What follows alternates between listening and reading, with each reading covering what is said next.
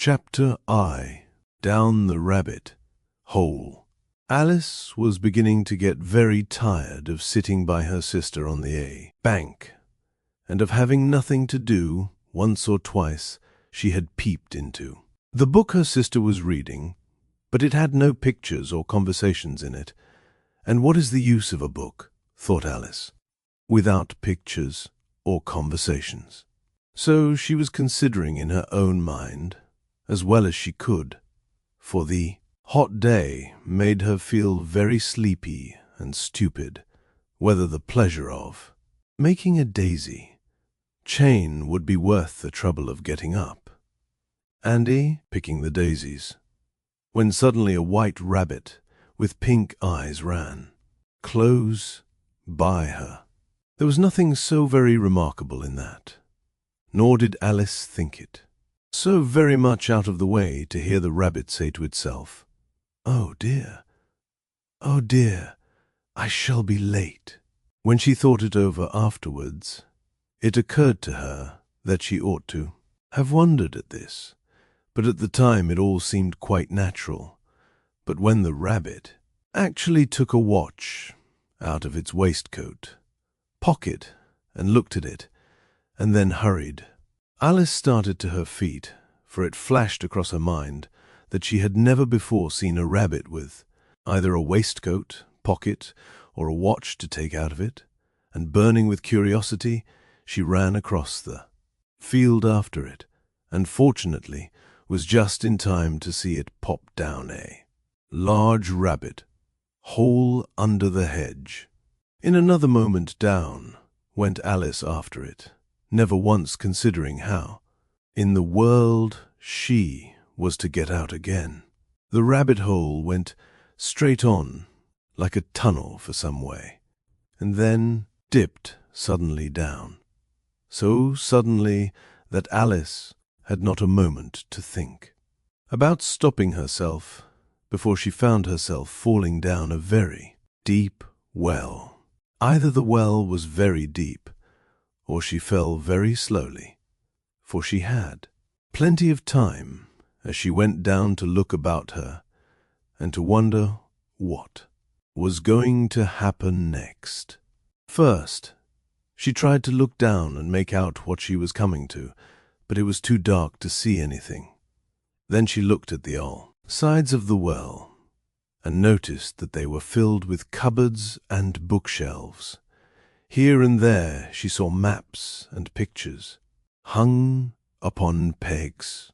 She took down a jar from one of the shelves as she passed. It was labeled orange marmalade, but to her great disappointment it was empty. She did not like to drop the jar for fear of killing somebody underneath, so managed to put it into one of the cupboards as she fell past it. Well, thought Alice to herself, after such a fall as this, I shall think nothing of tumbling downstairs. How brave they'll all think me at home. Why, I wouldn't say anything about it, even if I fell off the top of the house, which was very likely true. Down, down, down would the fall never come to an end. I wonder how many miles I've fallen by this time, she said aloud. I must be getting somewhere near the center of the earth. Let me see, that would be 4,000 miles down, I think.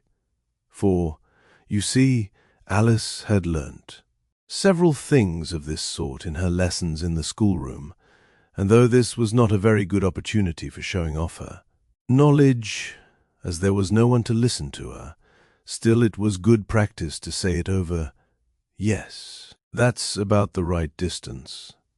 But then I wonder what latitude or longitude I've got to.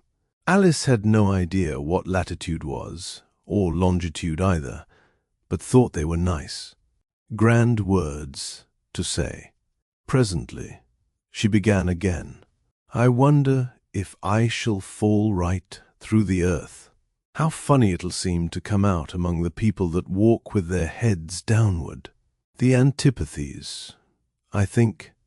She was rather glad there was no one listening this time, as it didn't sound at all the right word. But I shall have to ask them what the name of the country is, you know. Please, ma'am, is this New Zealand or Australia? And she tried to curtsy as she spoke.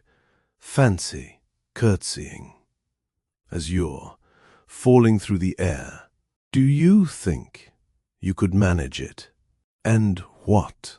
An ignorant little girl she'll think me for asking. No, it'll never do to ask. Perhaps I shall see it written up somewhere. Down, down, down. There was nothing else to do, so Alice soon began talking again. Dinah'll miss me very much too.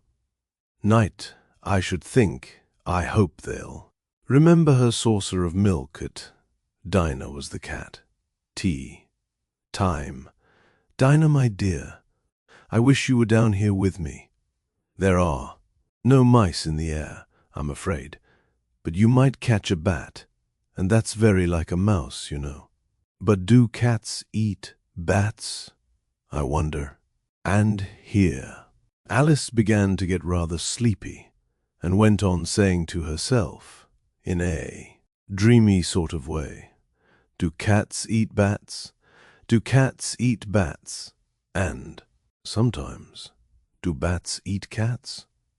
For, you see, as she couldn't answer either question, it didn't much matter which way she put it. She felt that she was dozing off, and had just begun to dream that she was walking hand in hand with Dinah, and saying to her very earnestly now, Dinah, tell me the truth. Did you ever eat a bat? When suddenly, thump, thump, down she came upon a heap of sticks and dry leaves, and the fall was over. Alice was not a bit hurt, and she jumped up onto her feet in a moment. She looked up, but it was all dark overhead.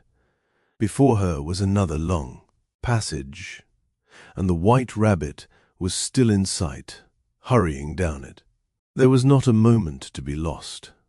Away went Alice like the wind, and was just in time to hear it say, as it turned a corner, "Oh, my ears and whiskers, how late it's getting."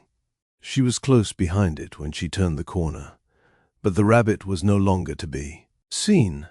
She found herself in a long, low hall, which was lit up by a row of lamps hanging from the roof. There were doors all round the hall, but they were all locked, and when Alice had been all the way down one side and up the other, trying every door, she walked sadly down the middle, wondering how she was ever to get out again. Suddenly she came upon a little three-legged table, all made of solid glass. There was nothing on it except a tiny golden key, and Alice's first thought was that it might belong to one of the doors of the hall. But, alas, either the locks were too large, or the key was too small, but at any rate it would not open any of them. However, on the second time round, she came upon a low curtain she had not noticed before, and behind it was a little door about 15 inches high. She tried the little golden key in the lock, and to her great delight it fitted. Alice opened the door and found that it led into a small passage, not much larger than a rat-hole. She knelt down and looked along the passage into the loveliest garden you ever saw.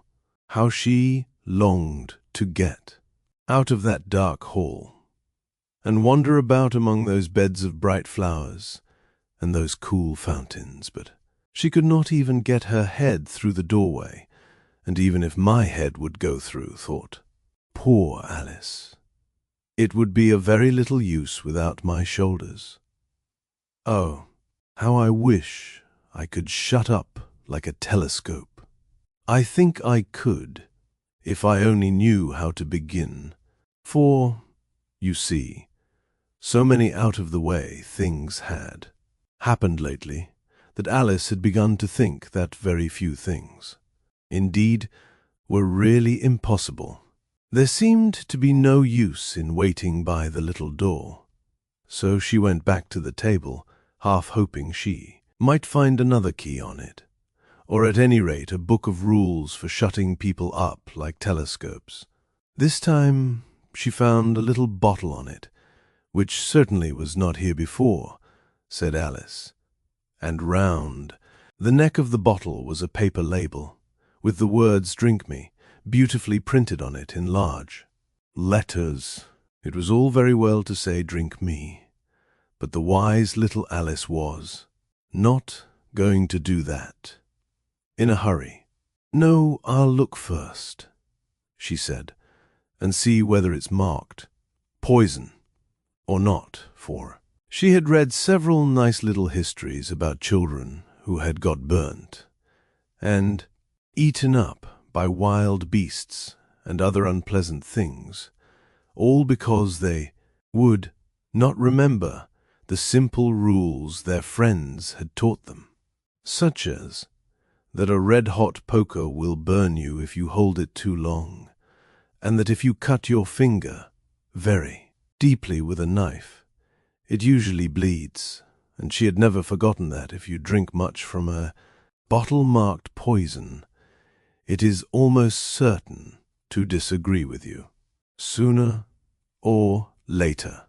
However, this bottle was not marked poison, so Alice ventured to taste it, and finding it very nice, it had, in fact, a sort of mixed flavor of cherry tart, custard, pineapple, roast turkey, toffee, and hot buttered toast. She very soon finished it off. "What a curious feeling," said Alice. "I must be shutting up like a telescope." And so it was indeed. She was now only 10 inches high, and her face brightened up at the thought that she was now the right size for going through the little door into that lovely garden. First, however, she waited for a few minutes to see if she was going to shrink any further. She felt a little nervous about this, for it might end, you know, said Alice to herself, in my going out altogether, like a candle. I wonder what I should be like then. And she tried to fancy what the flame of a candle is like after the candle is blown out, for she could not remember ever having seen such a thing. After a while, finding that nothing more happened, she decided on going into the garden at once. But, alas for poor Alice, when she got to the door, she found she had forgotten the little golden key, and when she went back to the table for it, she found she could not possibly reach it. She could see it quite plainly through the glass, and she tried her best to climb up one of the legs of the table, but it was too slippery, and when she had tired herself out with trying, the poor little thing sat down and cried. "Come, there's no use in crying like that," said Alice to herself rather sharply. "I advise you to leave off this minute." She generally gave herself very good advice, though she very seldom followed it, and sometimes she scolded herself so severely as to bring tears into her eyes, and once she remembered trying to box her own ears for having cheated herself in a game of croquet she was playing against herself, for this curious child was very fond of pretending to be two people.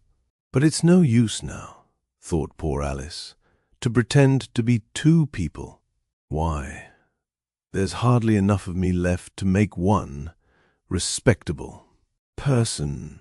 Soon her eye fell on a little glass box that was lying under the table, she opened it and found in it a very small cake, on which the words "Eat me" were beautifully marked in currants. "Well, I'll eat it," said Alice, "and if it makes me grow larger, I can reach the key, and if it makes me grow smaller, I can creep under the door. So either way, I'll get into the garden, and I don't care which happens." She ate a little bit and said anxiously to herself, "Which way, which way?" holding her hand on the top of her head to feel which way it was growing, and she was quite surprised to find that she remained the same. Size, to be sure, this generally happens when one eats cake, but Alice had got so much into the way of expecting nothing but out of the way things to happen, that it seemed quite dull and stupid for life to go on in the common way. So she set to work, and very soon finished off the cake. Chapter 2. The Pool of Tears. "Curiouser and curiouser," cried Alice. She was so much surprised that, for the moment, she quite forgot how to speak good English. "Now I'm opening out like the largest telescope that ever was. Goodbye, feet," for when she looked down at her feet, they seemed to be almost out of sight. They were getting so far off. "Oh, my poor little feet. I wonder who will put on your shoes and stockings for you now, dears? I'm sure I shan't be able. I shall be a great deal too far off to trouble myself about you. You must manage the best way you can, but I must be kind to them," thought Alice. "Or perhaps they won't walk the way I want to go. Let me see. I'll give them a new pair of boots every Christmas." And she went on planning to herself how she would manage it. "They must go by the carrier," she thought, "and how funny it'll seem, sending presents to one's own feet, and how odd the directions will look.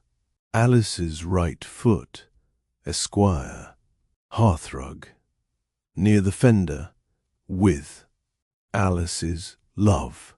Oh dear, what nonsense I'm talking." Just then, her head struck against the roof of the hall. In fact, she was now more than 9 feet high, and she at once took up the little golden key and hurried off to the garden door. Poor Alice!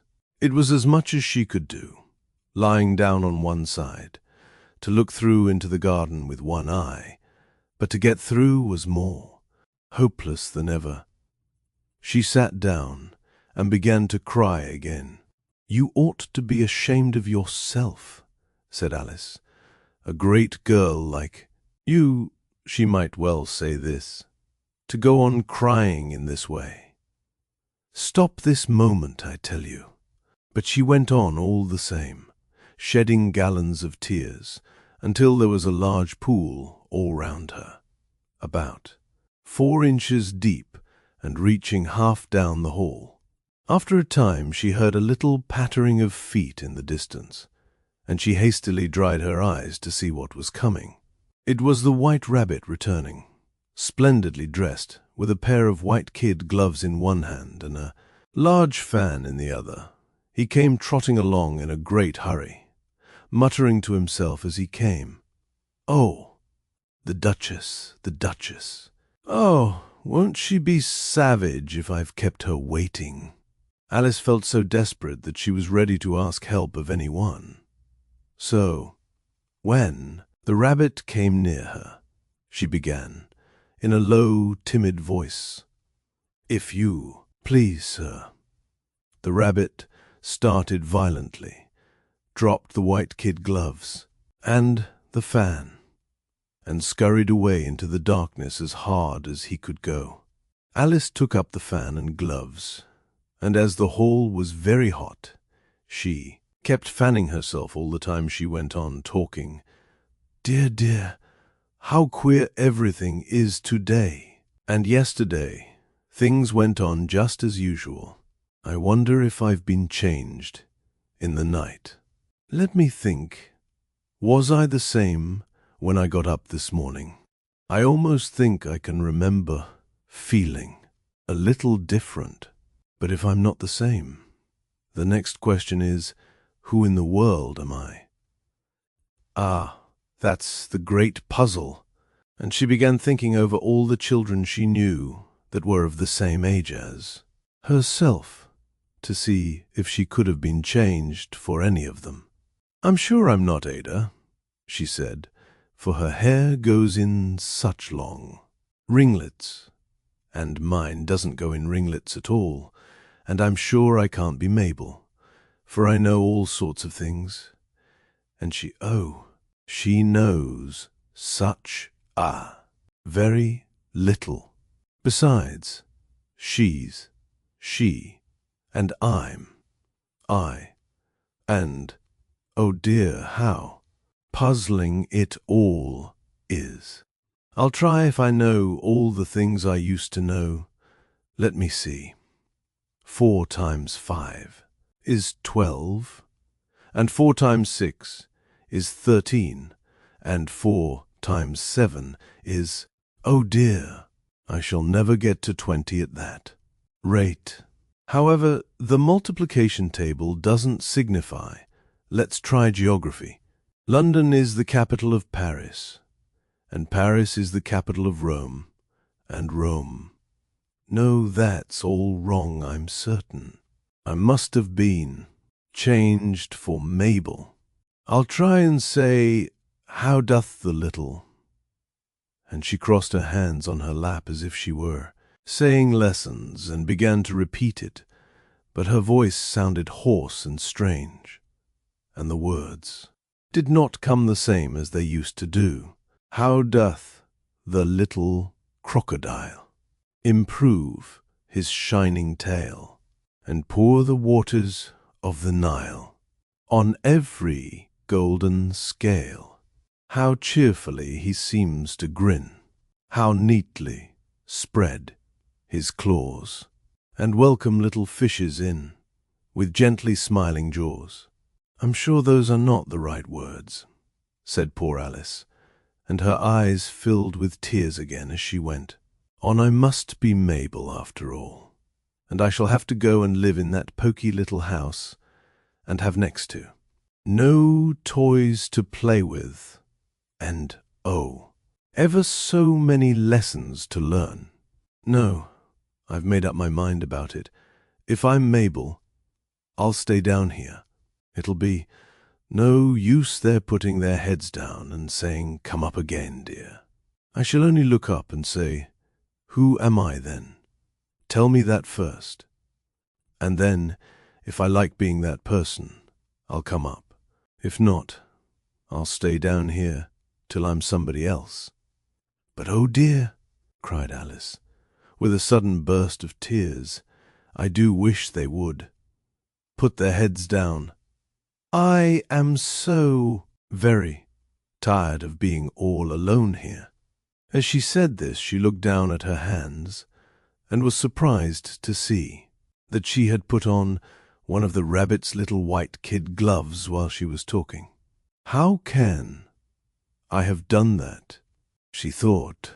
I must be growing small again.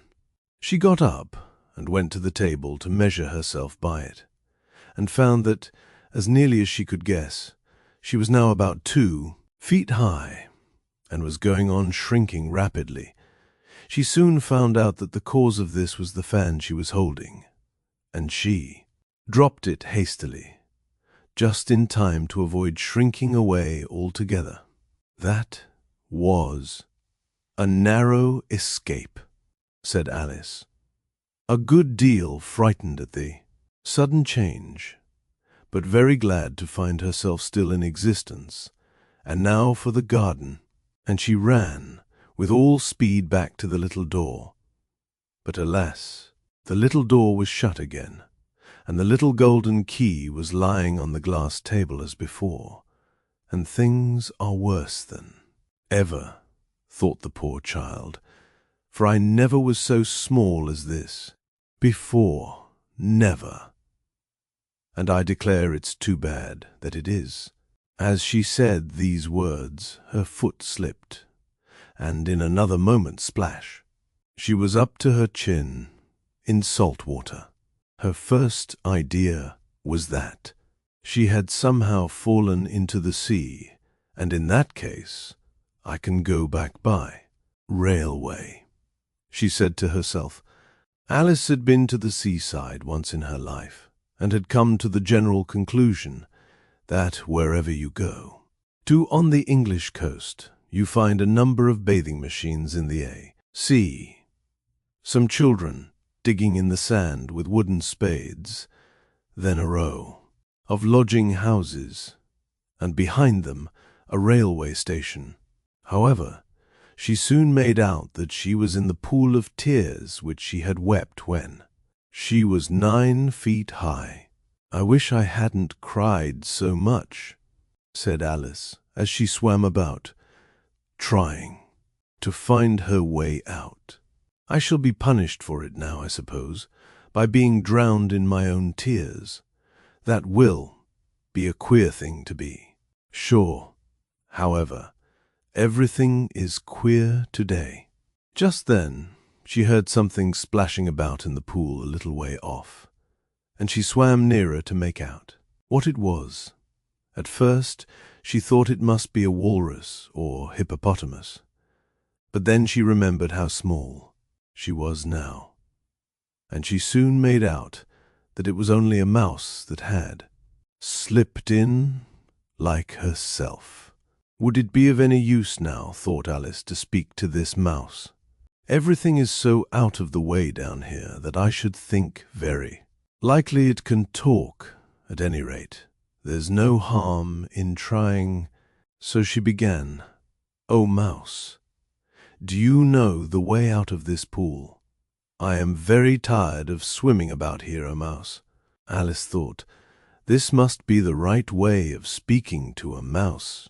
She had never done such a thing before, but she remembered having seen in her brother's Latin grammar, a mouse, of a mouse, to a mouse, oh, mouse. The mouse looked at her rather inquisitively, and seemed to her to wink with one of its little eyes, but it said nothing. Perhaps it doesn't understand English, thought Alice.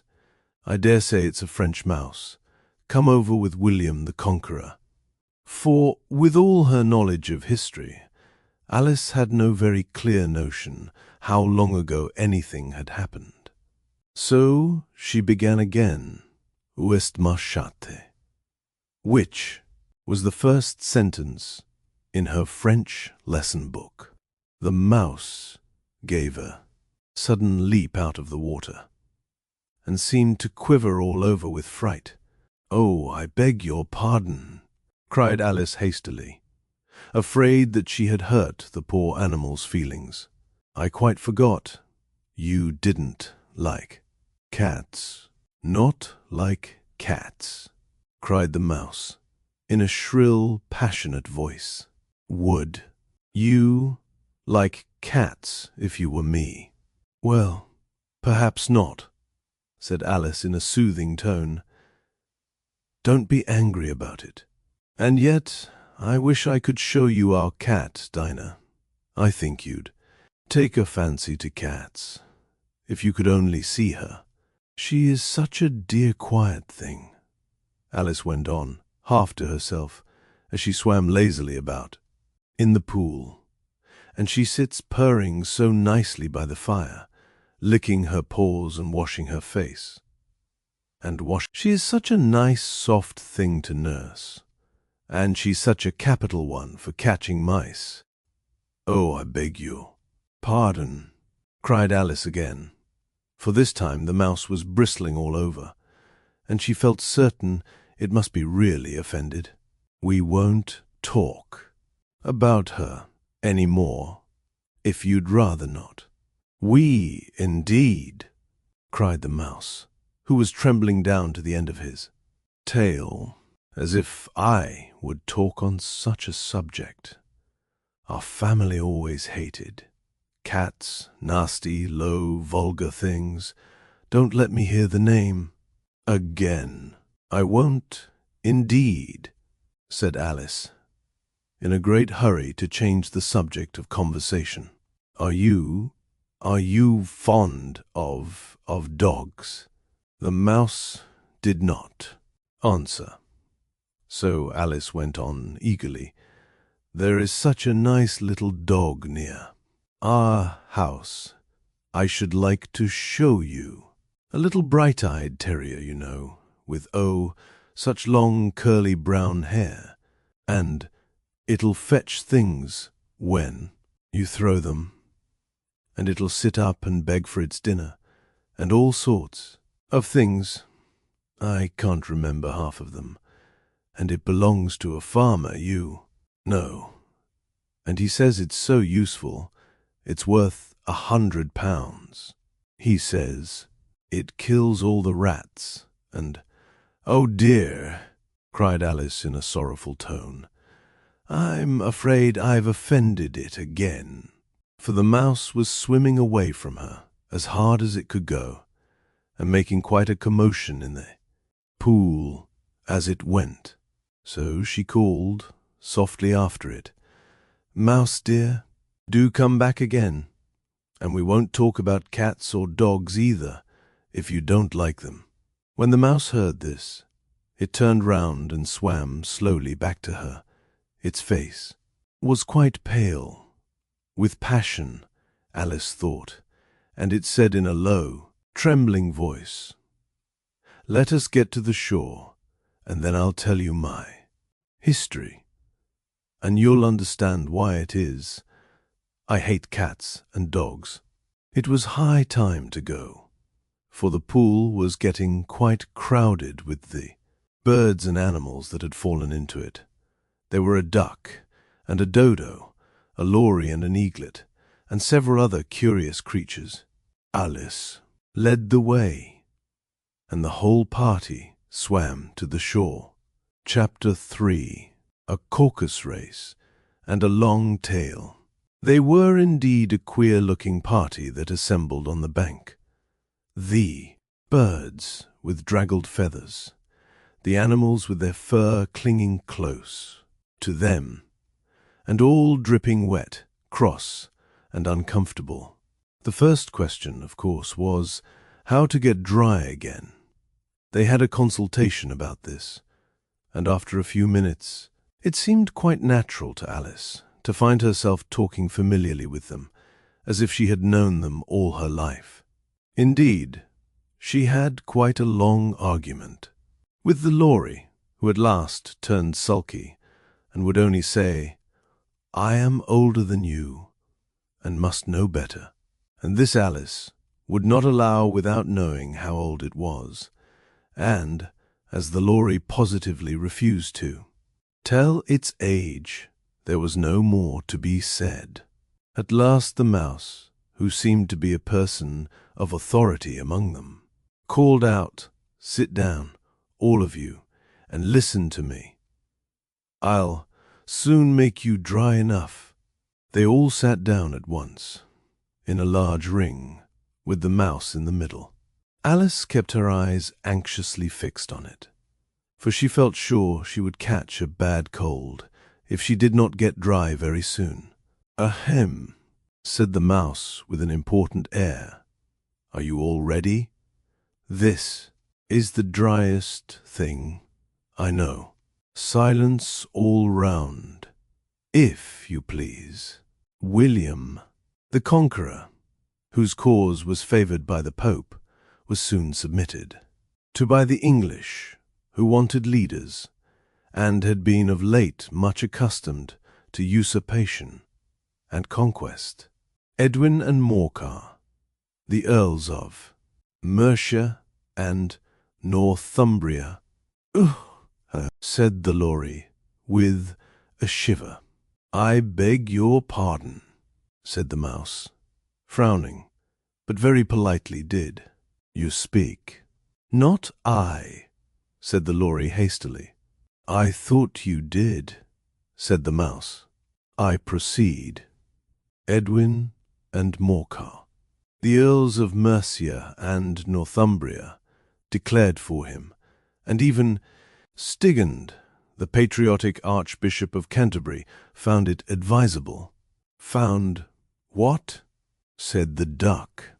"Found it," the Mouse replied rather crossly. "Of course you know what it means." "I know what it means well enough when I find a thing," said the Duck. "It's generally a frog or a worm. The question is, what did the Archbishop find?" The Mouse did not notice this question, but hurriedly went on. "Found it advisable to go with Edgar Atheling to meet William and offer him the crown. William's conduct at first was moderate, but the insolence of his Normans—" "How are you getting on now, my dear?" it continued, turning to Alice as it spoke. "As wet as ever," said Alice in a melancholy tone. "It doesn't seem to dry me at all." "In that case," said the Dodo solemnly, rising to its feet, "I move that the meeting adjourn for the immediate adoption of more energetic remedies." "Speak English," said the Eaglet.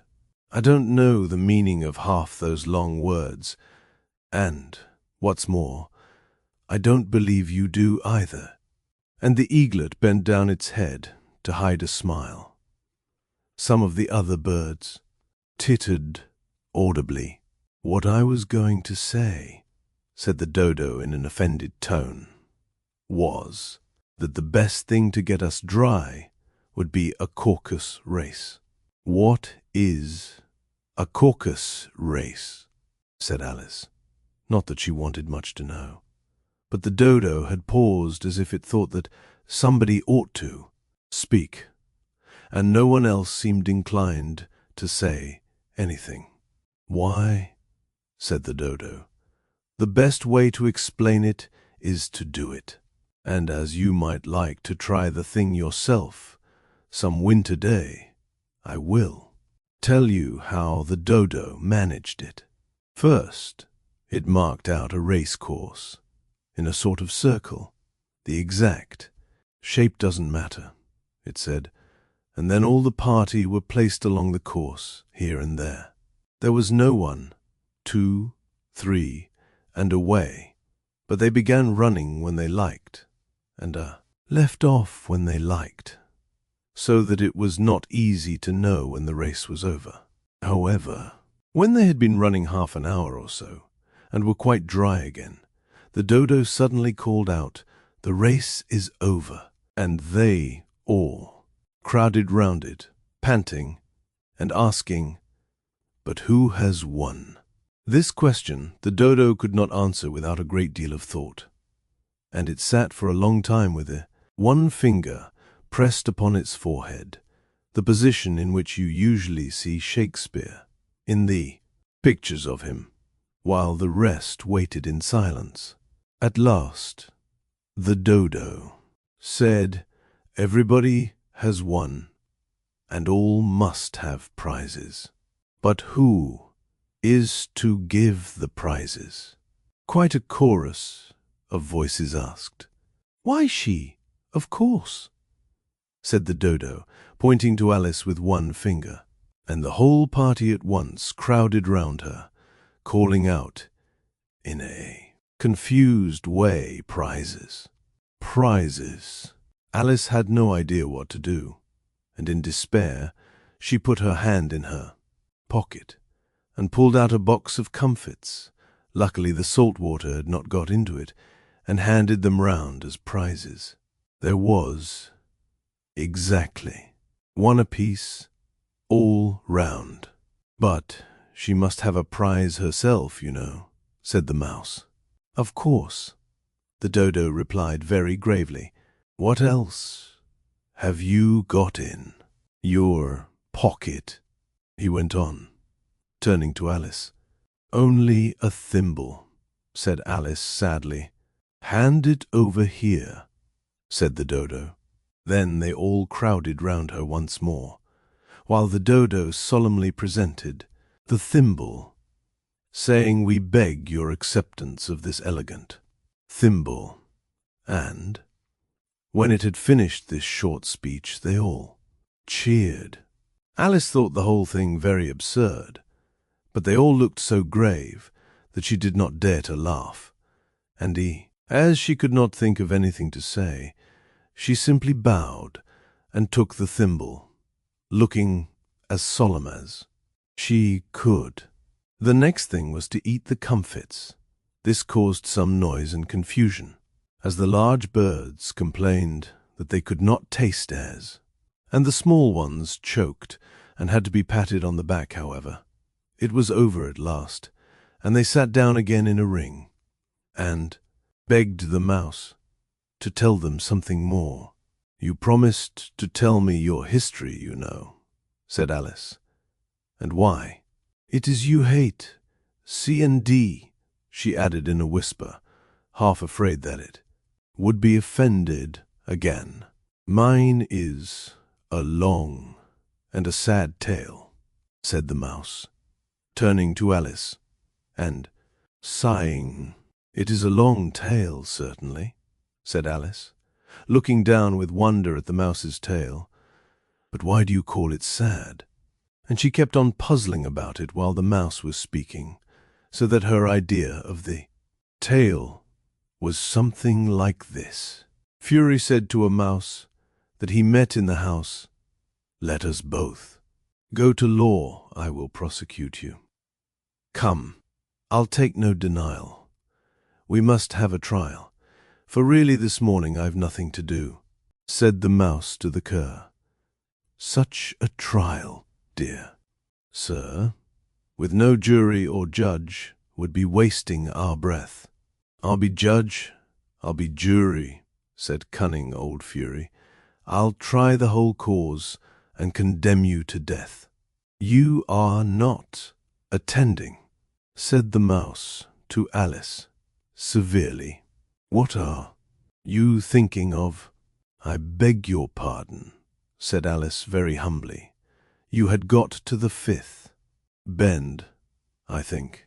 I had not, cried the mouse, sharply and very angrily. Are not, said Alice, always ready to make herself useful and looking anxiously about her. Oh, do let me help to undo it. I shall do nothing of the sort, said the mouse, getting up and walking away. You insult me by talking such nonsense. I didn't mean it, pleaded poor Alice. But you're so easily offended. You know. The mouse only growled in reply. Please come back and finish your story. Alice called after it, and the others all joined in chorus. Yes, please do. But the mouse only shook its head impatiently and walked a little quicker. What a pity it wouldn't stay, sighed the lory, as soon as it was quite out of sight, and an old crab took the opportunity of saying to her daughter, Ah, my dear, let this be a lesson to you never to lose your temper. Hold your tongue, ma, said the young crab, a little snappishly. You're enough to try the patience of an oyster. I wish I had our Dinah here. I know I do, said Alice aloud, addressing nobody in particular. She'd soon fetch it back. And who is Dinah, if I might venture to ask the question? Said the lory. Alice replied eagerly, for she was always ready to talk about her pet Dinah's our cat. And she's such a capital one for catching mice. You can't think. And oh, I wish you could see her after the birds. Why, she'll eat a little bird as soon as look at it." This speech caused a remarkable sensation among the party. Some of the birds hurried off at once. One old magpie began wrapping itself up very carefully, remarking, "I really must be getting home. The night air doesn't suit my throat." And a canary called out in a trembling voice to its children, "Come away, my dears. It's high time you were all in bed." On various pretexts they all moved off, and Alice was soon left alone. "I wish I hadn't mentioned Dinah," she said to herself in a melancholy tone. "Nobody seems to like her down here, and I'm sure she's the best cat in the world. Oh, my dear Dinah, I wonder if I shall ever see you any more." And here poor Alice began to cry again, for she felt very lonely and low-spirited. In a little while, however, she again heard a little pattering of footsteps in the distance, and she looked up eagerly, half hoping that the mouse had changed his mind and was coming back to finish his story. Chapter 4. The Rabbit Sends in a Little Bill. It was the White Rabbit, trotting slowly back again, and looking anxiously about as it went, as if it had lost something, and she heard it muttering to itself, "The Duchess. The Duchess? Oh, my dear paws! Oh, my fur and whiskers! She'll get me executed as sure as ferrets are ferrets. Where can I have dropped them, I wonder?" Alice guessed in a moment that it was looking for the fan and the pair of white kid gloves, and she very good-naturedly began hunting about for them. But they were nowhere to be seen. Everything seemed to have changed since her swim in the pool, and the great hall, with the glass table and the little door, had vanished completely. Very soon the rabbit noticed Alice as she went hunting about, and called out to her in an angry tone, "Why, Marianne, what are you doing out here? Run home this moment and fetch me a pair of gloves and a fan. Quick, now." And Alice was so much frightened that she ran off at once in the direction it pointed to, without trying to explain the mistake it had made. "He took me for his housemaid," she said to herself as she ran. "How surprised he'll be when he finds out who I am. But I'd better take him, his fan and gloves. That is, if I can find them." As she said this, she came upon a neat little house, on the door of which was a bright brass plate with the name W. Rabbit engraved upon it. She went in without knocking, and hurried upstairs, in great fear lest she should meet the real Marianne, and be turned out of the house before she had found the fan and gloves. "How queer it seems," Alice said to herself, "to be going messages for a rabbit. I suppose Dinah'll be sending me on messages next." And she began fancying the sort of thing that would happen. "Miss Alice, come here directly, and get ready for your walk. Coming in a minute, nurse. But I've got to see that the mouse doesn't get out. Only I don't think," Alice went on, "that they'd let Dinah stop in the house if it began ordering people about like that." By this time she had found her way into a tidy little room with a table in the window, and on it, as she had hoped, a fan and 2 or 3 pairs of tiny white kid gloves. She took up the fan and a pair of the gloves, and was just going to leave the room when her eye fell upon a little bottle that stood near the looking-glass. There was no label this time with the words "Drink me," but nevertheless she uncorked it and put it to her lips. "I know something interesting is sure to happen," she said to herself, "whenever I eat or drink anything, so I'll just see what this bottle does. I do hope it'll make me grow large again, for really I'm quite tired of being such a tiny little thing." It did so indeed, and much sooner than she had expected. Before she had drunk half the bottle, she found her head pressing against the ceiling and had to stoop to save her neck from being broken. She hastily put down the bottle, saying to herself, "That's quite enough. I hope I shan't grow any more. As it is, I can't get out at the door. I do wish I hadn't drunk quite so much." Alas, it was too late to wish that. She went on growing, and very soon had to kneel down on the floor in another minute. There was not even room for this, and she tried the effect of lying down with one elbow against the door, and the other arm curled round her head. Still, she went on growing, and, as a last resource, she put one arm out of the window and one foot up the chimney, and said to herself, "Now I can do no more, whatever happens. What will become of me?" Luckily for Alice, the little magic bottle had now had its full effect, and she grew no larger.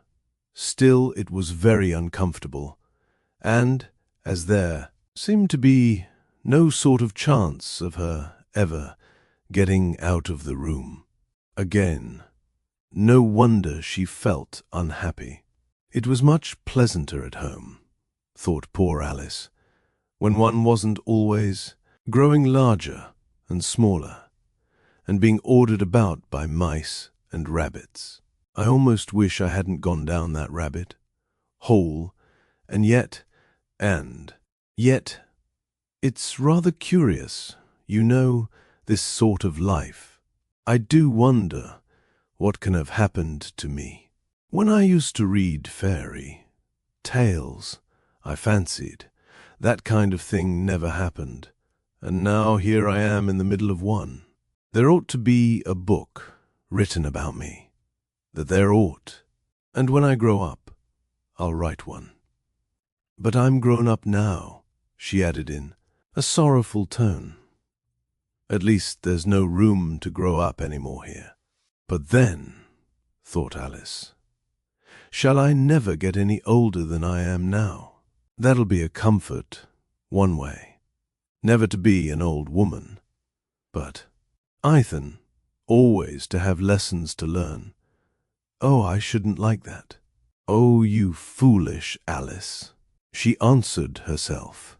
"How can you learn lessons in here? Why, there's hardly room for you, and no room at all. I for any lesson. Books." And so she went on, taking first one side and then the other, and making quite a conversation of it altogether. But after a few minutes, she heard a voice outside, and stopped to listen. "Mary Ann, Mary Ann," said the voice. "Fetch me my gloves this moment." Then came a little pattering of feet on the stairs. Alice knew it was the rabbit coming to look for her, and she trembled till she shook the house, quite forgetting that she was now about 1,000 times as large as the rabbit, and had no reason to be afraid of it. Presently the rabbit came up to the door, and tried to open it, but as the door opened inwards, and Alice's elbow was pressed hard against it, that attempt proved a failure. Alice heard it say to itself, "Then I'll go round and get in at the window. That you won't, thought Alice, and after waiting till she fancied she heard the rabbit just under the window, she suddenly spread out her hand and made a snatch in the air. She did not get hold of anything, but she heard a little shriek and a fall, and a crash of broken glass, from which she concluded that it was just possible it had fallen into a cucumber frame, or something of the sort. Next came an angry voice, the rabbit's. "Pat, Pat, where are you?" And then a voice she had never heard before. "Sure then I'm here, digging for apples, yer honor." "Digging for apples, indeed," said the rabbit, angrily. "Here, come and help me out of this." Sounds of more broken glass. "Now tell me, Pat, what's that in the window?" "Sure, it's an arm, yer honor." He pronounced it arum. "An arm, you goose. Whoever saw one that size? Why, it fills the whole window." "Sure it does, yer honor, but it's an arm for all that." "Well, it's got no business there. At any rate, go and take it away." There was a long silence after this, and Alice could only hear whispers, now and then, such as, "Sure, I don't like it, yer honor, at all, at all. Do as I tell you, you coward." And at last she spread out her hand again and made another snatch in the air. This time there were two little shrieks and more sounds of broken glass. What a number of cucumber frames there must be, thought Alice. I wonder what they'll do next. As for pulling me out of the window, I only wish they could. I'm sure I don't want to stay in here any longer. She waited for some time without hearing anything more. At last came a rumbling of little cartwheels and the sound of a good many voices all talking together. She made out the words, "Where's the other ladder?" "Why, I hadn't to bring but one. Bill's got the other. Bill, fetch it here, lad. Here, put 'em up at this corner. No, tie 'em together first. They don't reach half high enough yet. Oh, they'll do. Well enough. Don't be particular. Here, Bill, catch hold of this rope. Will the roof bear? Mind that loose slate. Oh, it's coming down. Heads below." A loud crash. "No, who did that?" "It was Bill, I fancy." "Who's to go down the chimney?" "Nay, I shan't." "You do it." "That I won't then." "Bill's to go down. Here, Bill the master says. You're to go down the chimney." "Oh, so Bill's got to come down the chimney, has he?" said Alice to herself. Shy. They seem to put everything upon Bill. I wouldn't be in Bill's place for a good deal. This fireplace is narrow, to be sure, but I think I can kick a little. She drew her foot as far down the chimney as she could, and waited till she heard a little animal. She couldn't guess of what sort it was, scratching and scrambling about in the chimney, close above her then. Saying to herself, "This is Bill," she gave one sharp kick and waited to see what would happen next. The first thing she heard was a general chorus of "There goes Bill," then the rabbit's voice along, "Catch him, you by the hedge," then silence, and then another confusion of voices. "Hold up his head, brandy now, don't choke him. How was it, old fellow?" What happened to you? Tell us all about it. Last came a little feeble, squeaking voice. That's Bill, thought Alice. Well, I hardly know. No more, thank ye. I'm better now, but I'm a deal too flustered to tell you. All I know is something comes at me, like a jack-in-the-box, and up I goes like a skyrocket. So you did, old fellow, said the others. We must burn the house down, said the rabbit's voice, and Alice called out as loud as she could, If you do, I'll set Dinah at you. There was a dead silence instantly, and Alice thought to herself, I wonder what they will do next. If they had any sense, they'd take the roof off. After a minute or two, they began moving about again, and Alice heard the rabbit say, A barrowful will do. To begin with. A barrowful of what? Thought Alice. But she had not long to doubt, for the next moment a shower of little pebbles came rattling in at the window, and some of them hit her in the face. I'll put a stop to this, she said to herself, and shouted out, You'd better not do that. Again, which produced another dead silence. Alice noticed with some surprise that the pebbles were all turning into little cakes as they lay on the floor, and a bright idea came into her head. If I eat one of these cakes, she thought, it's sure to make some change in my size, and as it can't possibly make me larger, it must make me smaller, I suppose. So she swallowed one of the cakes, and was delighted to find that she began shrinking directly. As soon as she was small enough to get through the door, she ran out of the house and found quite a crowd of little animals and birds waiting outside.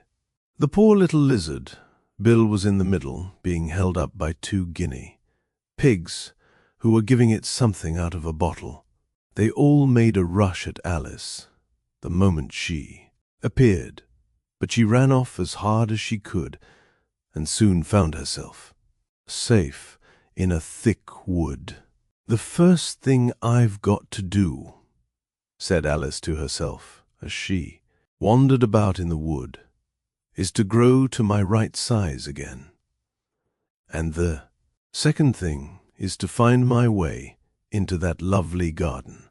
I think that will be the best plan.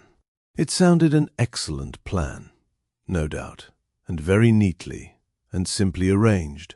The only difficulty was that she had not the smallest idea how to set about it, and while she was peering about anxiously among the trees, a little sharp bark just over her head made her look up in a great hurry. An enormous puppy was looking down at her with large round eyes and feebly stretching out one paw, trying to touch her. Poor little thing, said Alice in a coaxing tone, and she tried hard to whistle to it, but she was terribly frightened all the time at the thought that it might be hungry, in which case it would be very likely to eat her up in spite of all her coaxing. Hardly knowing what she did, she picked up a little bit of stick and held it out to the puppy, whereupon the puppy jumped into the air off all its feet at once, with a yelp of delight, and rushed at the stick, and made believe to worry it. Then Alice dodged behind a great thistle to keep herself from being run over, and the moment she appeared on the other side, the puppy made another rush at the stick, and tumbled head over heels in its hurry to get hold of it. Then Alice, thinking it was very like having a game of play with a cart-horse, and expecting every moment to be trampled under its feet, ran round the thistle again. Then the puppy began a series of short charges at the stick, running a very little way forwards each time, and a long way back, and barking hoarsely. All the while, till at last it sat down a good way off, panting, with its tongue hanging out of its mouth, and its great eyes half shut. This seemed to Alice a good opportunity for making her escape. So she set off at once, and ran till she was quite tired and out of breath, and till the puppy's bark sounded quite faint in the distance.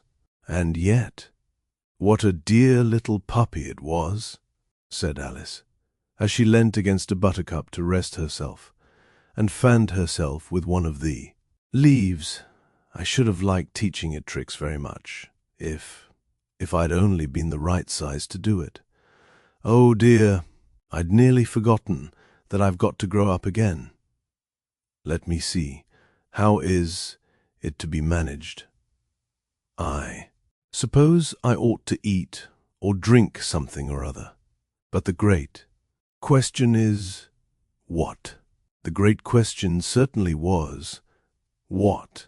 Alice looked all round her at the flowers and the blades of grass, but she did not see anything that looked like the right thing to eat or drink under the circumstances.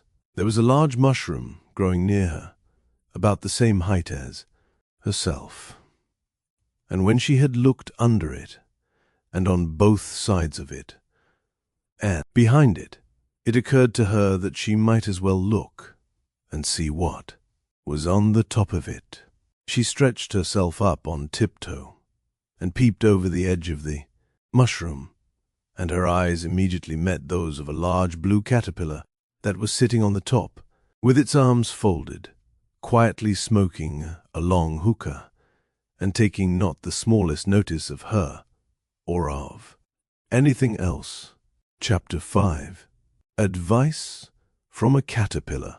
The caterpillar and Alice looked at each other for some time in silence.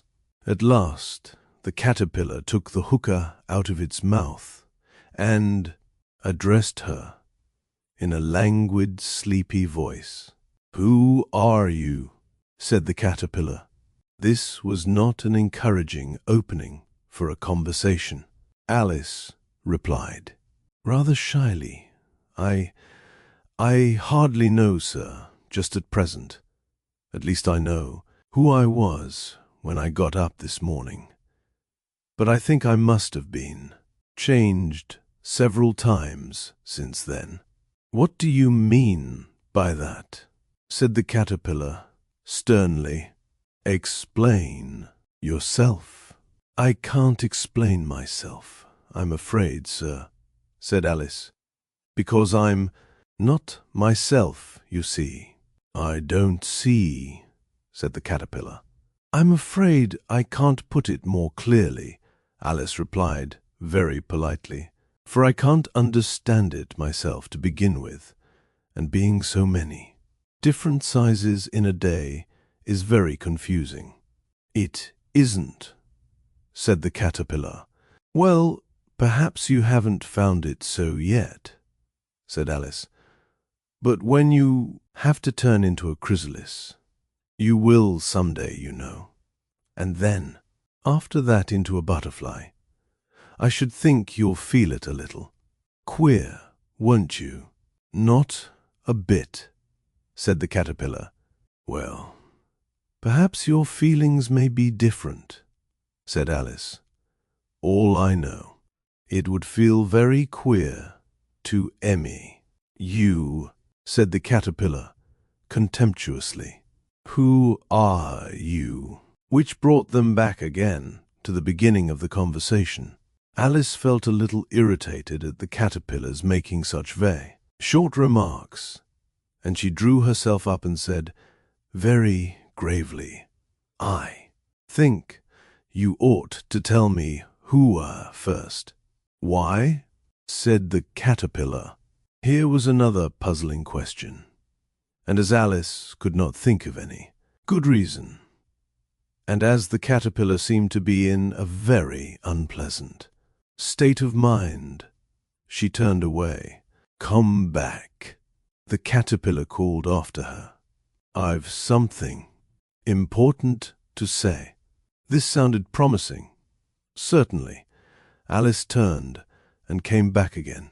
Keep your temper, said the caterpillar. Is that all? Said Alice, swallowing down her anger as well as she could. No, said the caterpillar. Alice thought she might as well wait, as she had nothing else to do, and perhaps, after all, it might tell her something worth hearing. For some minutes it puffed away without speaking, but at last it unfolded. Its arms took the hookah out of its mouth again and said, So you think you're changed, do you? I'm afraid I am, sir, said Alice. I can't remember things as I used, and I don't keep the same size for 10 minutes together. Can't remember what things, said the caterpillar. Well, I've tried to say, how doth the little busy bee, but it all came different. Alice replied in a very melancholy voice. Repeat. You are old, Father William, said the caterpillar. Alice folded her hands and began. You are old, Father William, the young man said, and your hair has become very white, and yet you incessantly stand on your head. Do you think, at your age, it is right? In my youth, Father William replied to his son, I feared it might injure the brain, but now that I'm perfectly sure, I have none. Why, I do it again and again. You are old, said the youth, as I mentioned before, and have grown most uncommonly fat. Yet you turned a back somersault in at the door. Pray, what is the reason of that? In my youth, said the sage, as he shook his grey locks, I kept all my limbs very supple. By the use of this ointment, 1 shilling the box, allow me to sell you a couple. You are old, said the youth, and your jaws are too weak for anything tougher than suet. Yet you finished the goose with the bones and the beak. Pray, how did you manage to do it? In my youth, said his father, I took to the law and argued each case with my wife, and the muscular strength which it gave to my jaw has lasted the rest of my life. You are old, said the youth. One would hardly suppose that your eye was as steady as ever. Yet you balanced an eel on the end of your nose. What made you so awfully clever? I have answered 3 questions, and that is enough, said his father. Don't give yourself airs. Do you think I can listen all day to such stuff? Be off, or I'll kick you downstairs. That is not said right, said the caterpillar. Not quite right, I'm afraid, said Alice, timidly. Some of the words have got altered. It is wrong from beginning to end, said the caterpillar decidedly, and there was silence for some minutes. The caterpillar was the first to speak. What size do you want to be? It asked. Oh, I'm not particular as to size, Alice hastily replied. Only 1. Doesn't like changing so often, you know. I don't know, said the caterpillar. Alice said nothing. She had never been so much contradicted in her life before, and she felt that she was losing her temper. Are you content now? Said the caterpillar. Well, I should like to be a little larger, sir, if you wouldn't mind, said Alice. 3 inches is such a wretched height to be. It is a very good height, indeed, said the caterpillar, angrily rearing itself upright as it spoke. It was exactly 3 inches high. "But I'm not used to it," pleaded poor Alice in a piteous tone. And she thought of herself, "I wish the creatures wouldn't be so easily offended." "You'll get used to it in time," said the caterpillar, and it put the hookah into its mouth and began smoking again. This time Alice waited patiently until it chose to speak again. In a minute or two, the caterpillar took the hookah out of its mouth and yawned once or twice and shook itself. Then it got down off the mushroom and crawled away in the grass, merely remarking as it went, "One side will make you grow taller, and the other side will make you grow shorter. One side of what? The other side of what?" thought Alice too. "Herself. Of the mushroom," said the caterpillar, just as if she had asked it, aloud, and in another moment it was out of sight. Alice remained looking thoughtfully at the mushroom for a minute, trying to make out which were the 2 sides of it, and as it was perfectly round, she found this a very difficult question. However, at last she stretched her arms round it as far as they would go, and broke off a bit of the edge with each hand. "And now, which is which?" she said to herself, and nibbled a little of the right-hand bit to try the effect. The next moment she felt a violent blow underneath her chin. It had struck her foot. She was a good deal frightened by this very sudden change, but she felt that there was no time to be lost, as she was shrinking rapidly, so she set to work at once to eat some of the other bit. Her chin was pressed so closely against her foot that there was hardly room to open her mouth, but she did it at last, and managed to swallow a morsel of the left and bit. "Come, my head's free at last," said Alice, in a tone of delight, which changed into alarm in another moment, when she found that her shoulders were nowhere to be found. All she could see, when she looked down, was an immense length of neck, which seemed to rise like a stalk out of a sea of green leaves that lay far below her. "What can all that green stuff be?" said Alice. "And where have my shoulders got to? And oh, my poor hands, how is it I can't see you?" She was moving them about as she spoke, but no result seemed to follow, except a little shaking among the distant green leaves. As there seemed to be no chance of getting her hands up to her head, she tried to get her head down to them, and was delighted to find that her neck would bend about easily in any direction, like a serpent. She had just succeeded in curving it down into a graceful zigzag, and was going to dive in among the leaves, which she found to be nothing but the tops of the trees under which she had been wandering, when a sharp hiss made her draw back in a hurry. A large pigeon had flown into her face, and was beating her violently with its wings. "Serpent!" screamed the pigeon. "I'm not a serpent," said Alice indignantly. "Let me alone." "Serpent, I say again," repeated the pigeon, but in a more subdued tone, and added with a kind of sob, "I've tried every way, and nothing seems to suit them."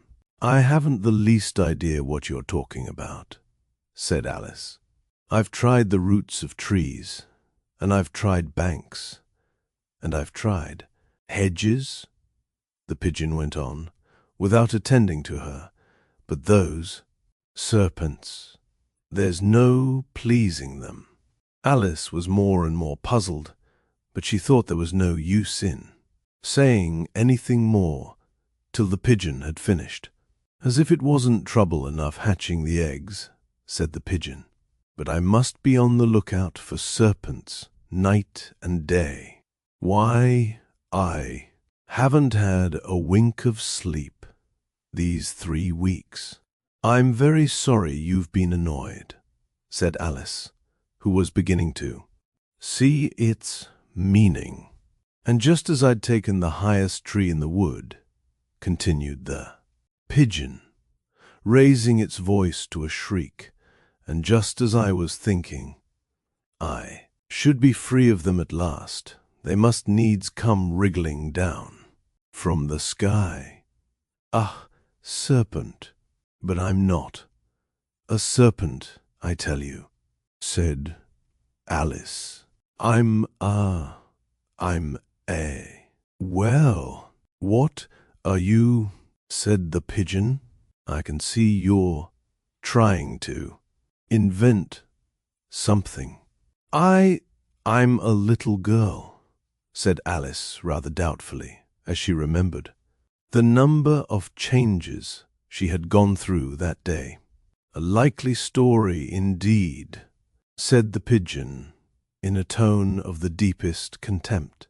"I've seen a good many little girls in my time, but never one with such a neck as that. No, you're a serpent, and there's no use denying it.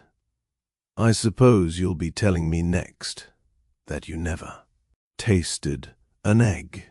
"I have tasted eggs, certainly," said Alice, who was a very truthful child. "But little girls eat eggs quite as much as serpents do, you." "No, I don't believe it," said the pigeon. "But if they do, why then, they're a kind of serpent, that's all I can say." This was such a new idea to Alice that she was quite silent for a minute or two, which gave the pigeon the opportunity of adding, "You're looking for eggs, I know that, well enough. And what does it matter to me whether you're a little girl or a serpent?" "It matters a good deal to me," said Alice hastily, "but I'm not looking for eggs as it happens, and if I was, I shouldn't want yours. I don't like them raw." "Well, be off, then," said the pigeon in a sulky tone, as it settled down again into its nest. Alice crouched down among the trees as well as she could, for her neck kept getting entangled among the branches, and every now and then she had to stop and untwist it. After a while, she remembered that she still held the pieces of mushroom in her hands, and she set to work very carefully, nibbling first at one, and then at the other, and growing sometimes taller and sometimes shorter, until she had succeeded in bringing herself down to her usual height. It was so long since she had been anything near the right size that it felt quite strange at first. But she got used to it in a few minutes and began talking to herself as usual. "Come, there's half my plan done now. How puzzling all these changes are. I'm never sure what I'm going to be, from one minute to another. However, I've got back to my right size. The next thing is to get into that beautiful garden. How is that to be done, I wonder?" As she said this, she came suddenly upon an open place with a little house in it about 4 feet high. "Whoever lives there," thought Alice, "it'll never do to come upon them. This size. Why, I should frighten them out of their wits." So she began nibbling at the right-hand bit again, and did not venture to go near the house till she had brought herself down to 9 inches high. Chapter 6. Pig and pepper. For a minute or two she stood looking at the house and wondering what to do next, when suddenly a footman in livery came running out of the wood. She considered him to be a footman because he was in livery. Otherwise, judging by his face only, she would have called him a fish and rapped loudly at the door with his knuckles. It was opened by another footman in livery, with a round face and large eyes like a frog, and both footmen, Alice noticed, had powdered hair that curled all over their heads. She felt very curious to know what it was all about, and crept a little way out of the wood to listen. The fish footman began by producing from under his arm a great letter, nearly as large as himself, and this he handed over to the other, saying in a solemn tone, "For the Duchess, an invitation from the Queen to play croquet." The frog footman repeated in the same solemn tone, only changing the order of the words a little, "From the Queen, an invitation for the Duchess to play croquet." Then they both bowed low, and their curls got entangled together. Alice laughed so much at this that she had to run back into the wood, for fear of their hearing her, and when she next peeped out, the fish footman was gone, and the other was sitting on the ground near the door, staring stupidly up into the sky. Alice went timidly up to the door and knocked. "There's no sort of use in knocking," said the footman, "and that for two reasons. First, because I'm on the same side of the door as you are. Secondly, because they're making such a noise inside. No one could possibly hear you."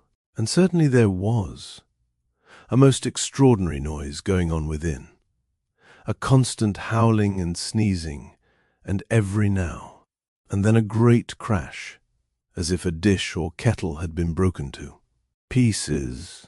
"Please, then," said Alice, "how am I to get in? There might be some sense in your knocking," the footman went on without attending to her, "if we had the door between us. For instance, if you were inside, you might knock, and I could let you out, you know." He was looking up into the sky all the time he was speaking, and this Alice thought decidedly uncivil. "But perhaps he can't help it," she said to herself. "His eyes are so very nearly at the top of his head. But at any rate, he might answer questions. How am I to get in?" She repeated aloud.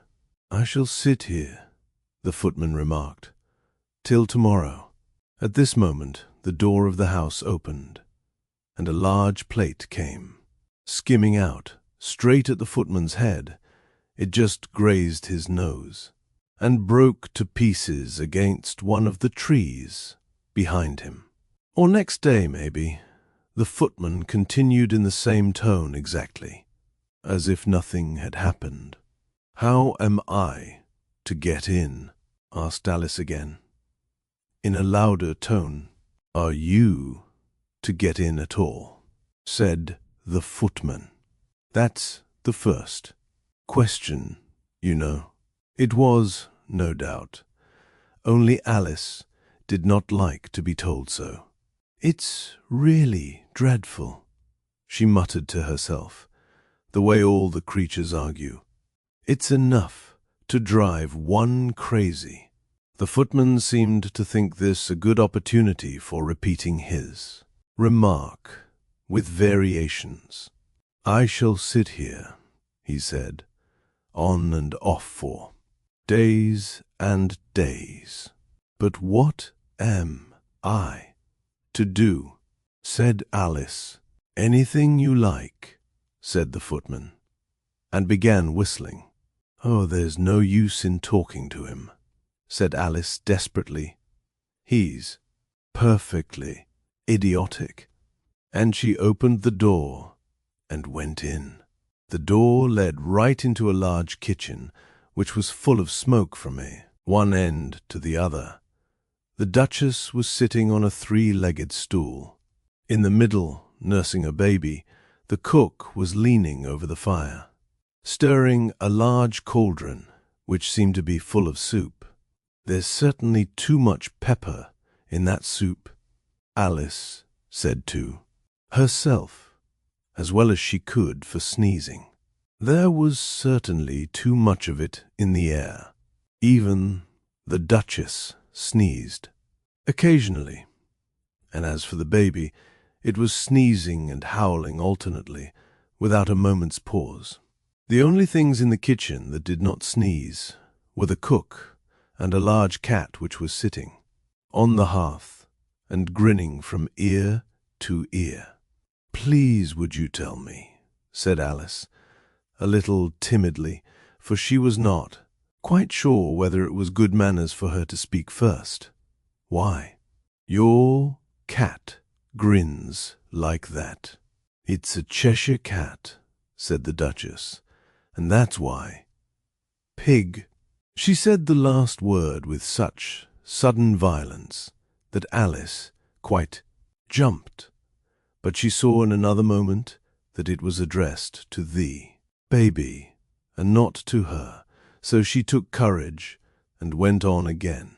"I didn't know that Cheshire cats always grinned. In fact, I didn't know that cats could grin." "They all can," said the Duchess, "and most of 'em do." "I don't know of any that do," Alice said very politely, feeling quite pleased to have got into a conversation. "You don't know much," said the Duchess, "and that's a fact." Alice did not at all like the tone of this remark, and thought it would be as well to introduce some other subject of conversation. While she was trying to fix on one, the cook took the cauldron of soup off the fire, and at once set to work throwing everything within. Her reach at the Duchess and the baby, the fire-irons came first. Then followed a shower of saucepans, plates, and dishes. The Duchess took no notice of them, even when they hit her, and the baby was howling so much already that it was quite impossible to say whether the blows hurt it or not. "Oh, please, mind what you're doing," cried Alice, jumping up and down, in an agony of terror. "Oh, there goes his precious nose," as an unusually large saucepan flew close by it, and very nearly carried it off. "If everybody minded their own business," the Duchess said in a hoarse growl, "the world would go round a deal faster than it does." "Which would not be an advantage," said Alice, who felt very glad to get an opportunity of showing off a little of her knowledge. "Just think of what work it would make with the day and night. You see, the Earth takes 24 hours to turn round on its axis." "Talking of axes," said the Duchess, "chop off her head." Alice glanced rather anxiously at the cook, to see if she meant to take the hint, but the cook was busily stirring the soup and seemed not to be listening, so she went on again. 24 hours, I think. Or is it 12? "Oh, don't bother me," said the Duchess. "I never could abide figures." And with that, she began nursing her child again, singing a sort of lullaby to it as she did so, and giving it a violent shake at the end of every line. "Speak roughly to your little boy, and beat him when he sneezes. He only does it to annoy, because he knows it teases." Chorus, in which the cook and the baby joined.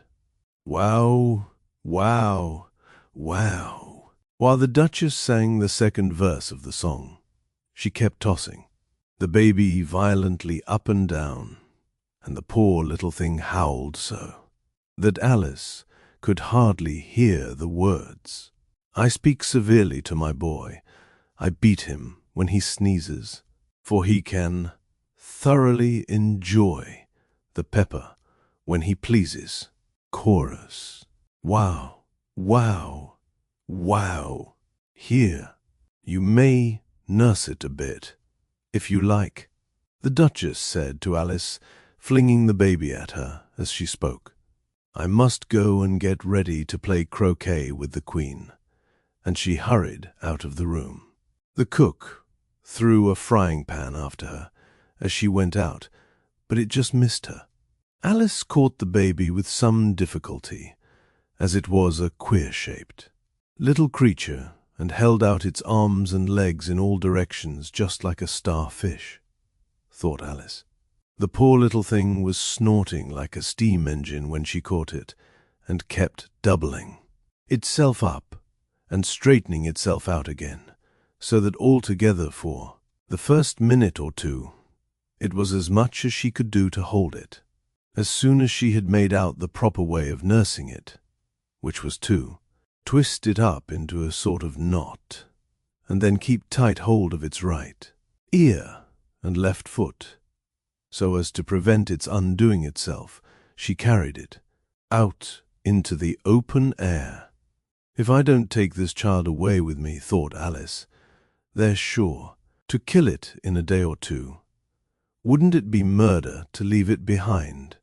She said the last words out loud, and the little thing grunted in reply. It had left off sneezing by this time. Don't grunt, said Alice.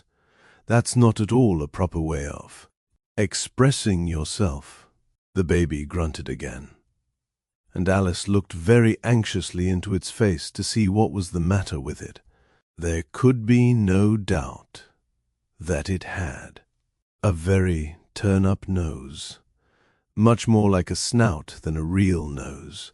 Also, its eyes were getting extremely small for a baby. Altogether, Alice did not like the look of the thing at all. But perhaps it was only sobbing, she thought, and looked into its eyes again to see if there were any tears. No, there were no tears. If you're going to turn into a pig, my dear, said Alice, seriously, I'll have nothing more to do with you. Mind, now? The poor little thing sobbed again, or grunted. It was impossible to say which, and they went on for some while in silence. Alice was just beginning to think to herself, now, what am I to do with this creature when I get it home? When it grunted again, so violently that she looked down into its face in some alarm. This time there could be no mistake about it. It was neither more nor less than a pig, and she felt that it would be quite absurd for her to carry it further. So she set the little creature down, and felt quite relieved to see it trot away quietly into the wood. If it had grown up, she said to herself, it would have made a dreadfully ugly child, but it makes rather a handsome pig, I think. And she began thinking over other children she knew, who might do very well as pigs. And Han was just saying to herself, if one only knew the right way to change them, when she was a little startled by seeing the Cheshire Cat sitting on a bough of a tree a few yards off.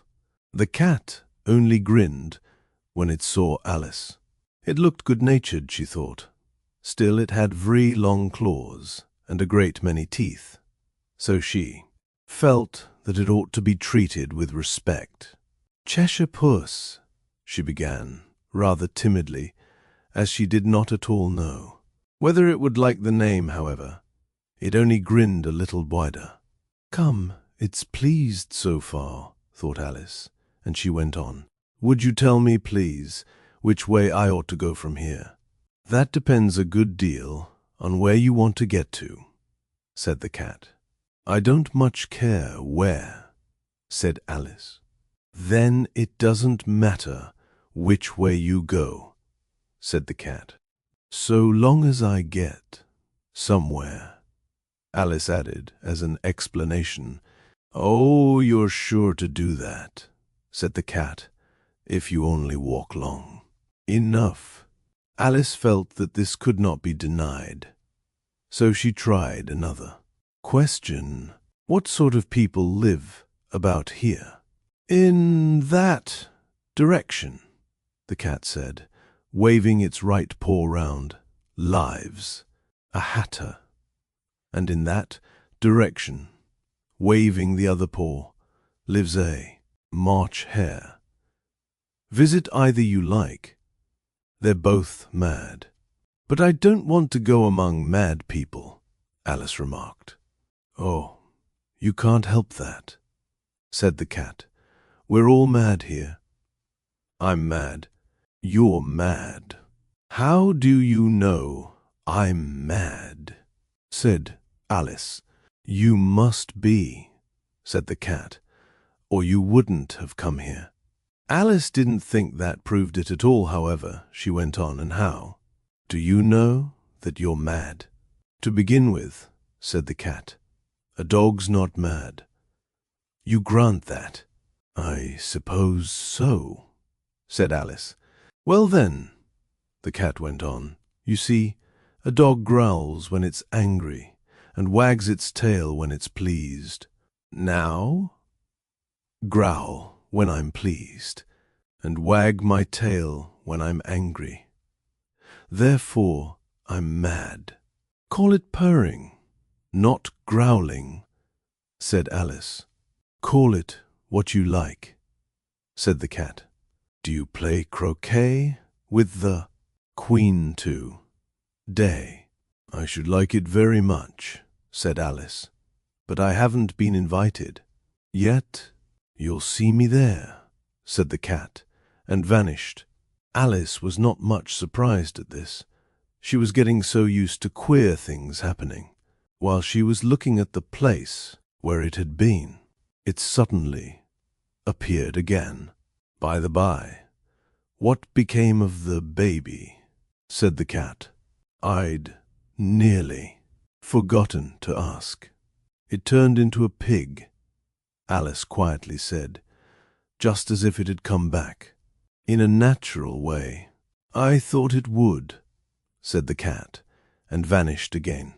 Alice waited a little, half expecting to see it again, but it did not appear, and after a minute or two she walked on in the direction in which the March hare was said to live. "I've seen hatters before," she said to herself. "The March hare will be much the most interesting, and perhaps, as this is May, it won't be raving mad. At least, not so mad as it was in March." As she said this, she looked up, and there was the cat, again sitting on a branch of a tree. "Did you say pig or fig?" said the cat. "I said pig," replied Alice, "and I wish you wouldn't keep appearing and vanishing so suddenly. You make one quite giddy." "All right," said the cat, and this time it vanished quite slowly, beginning with the end of the tail and ending with the grin, which remained some time after the rest of it had gone.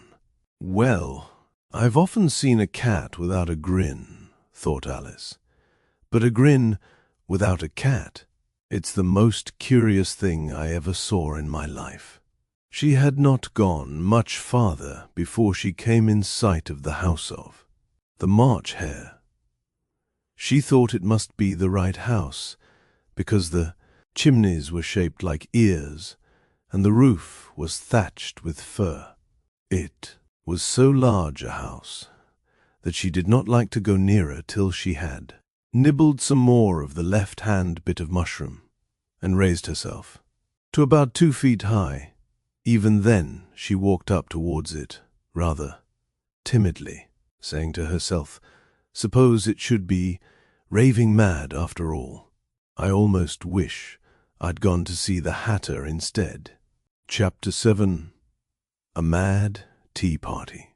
There was a table set out under a tree in front of the house, and the March Hare and the Hatter were having tea at it. A dormouse was sitting between them, fast asleep, and the other two were using it as a cushion, resting their elbows on it and talking over its head. Very uncomfortable for the dormouse, thought Alice, only as it's asleep. I suppose it doesn't mind. The table was a large one, but the three were all crowded together at one corner of it. No room, no room, they cried out when they saw Alice coming. "There's plenty of room," said Alice indignantly, and she sat down in a large armchair at one end of the table. "Have some wine," the March Hare said in an encouraging tone.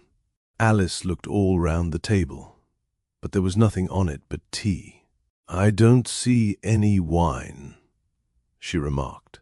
"There isn't any?" said the March Hare. "Then it wasn't very civil of you to offer it," said Alice angrily. "It wasn't very civil of you to sit down without being invited," said the March Hare. "I didn't know it was our table," said Alice. "It's laid for a great many more than 3. "Your hair wants cutting," said the Hatter. He had been looking at Alice for some time with great curiosity, and this was his first speech. "You should learn not to make personal remarks," Alice said with some severity. "It's very rude."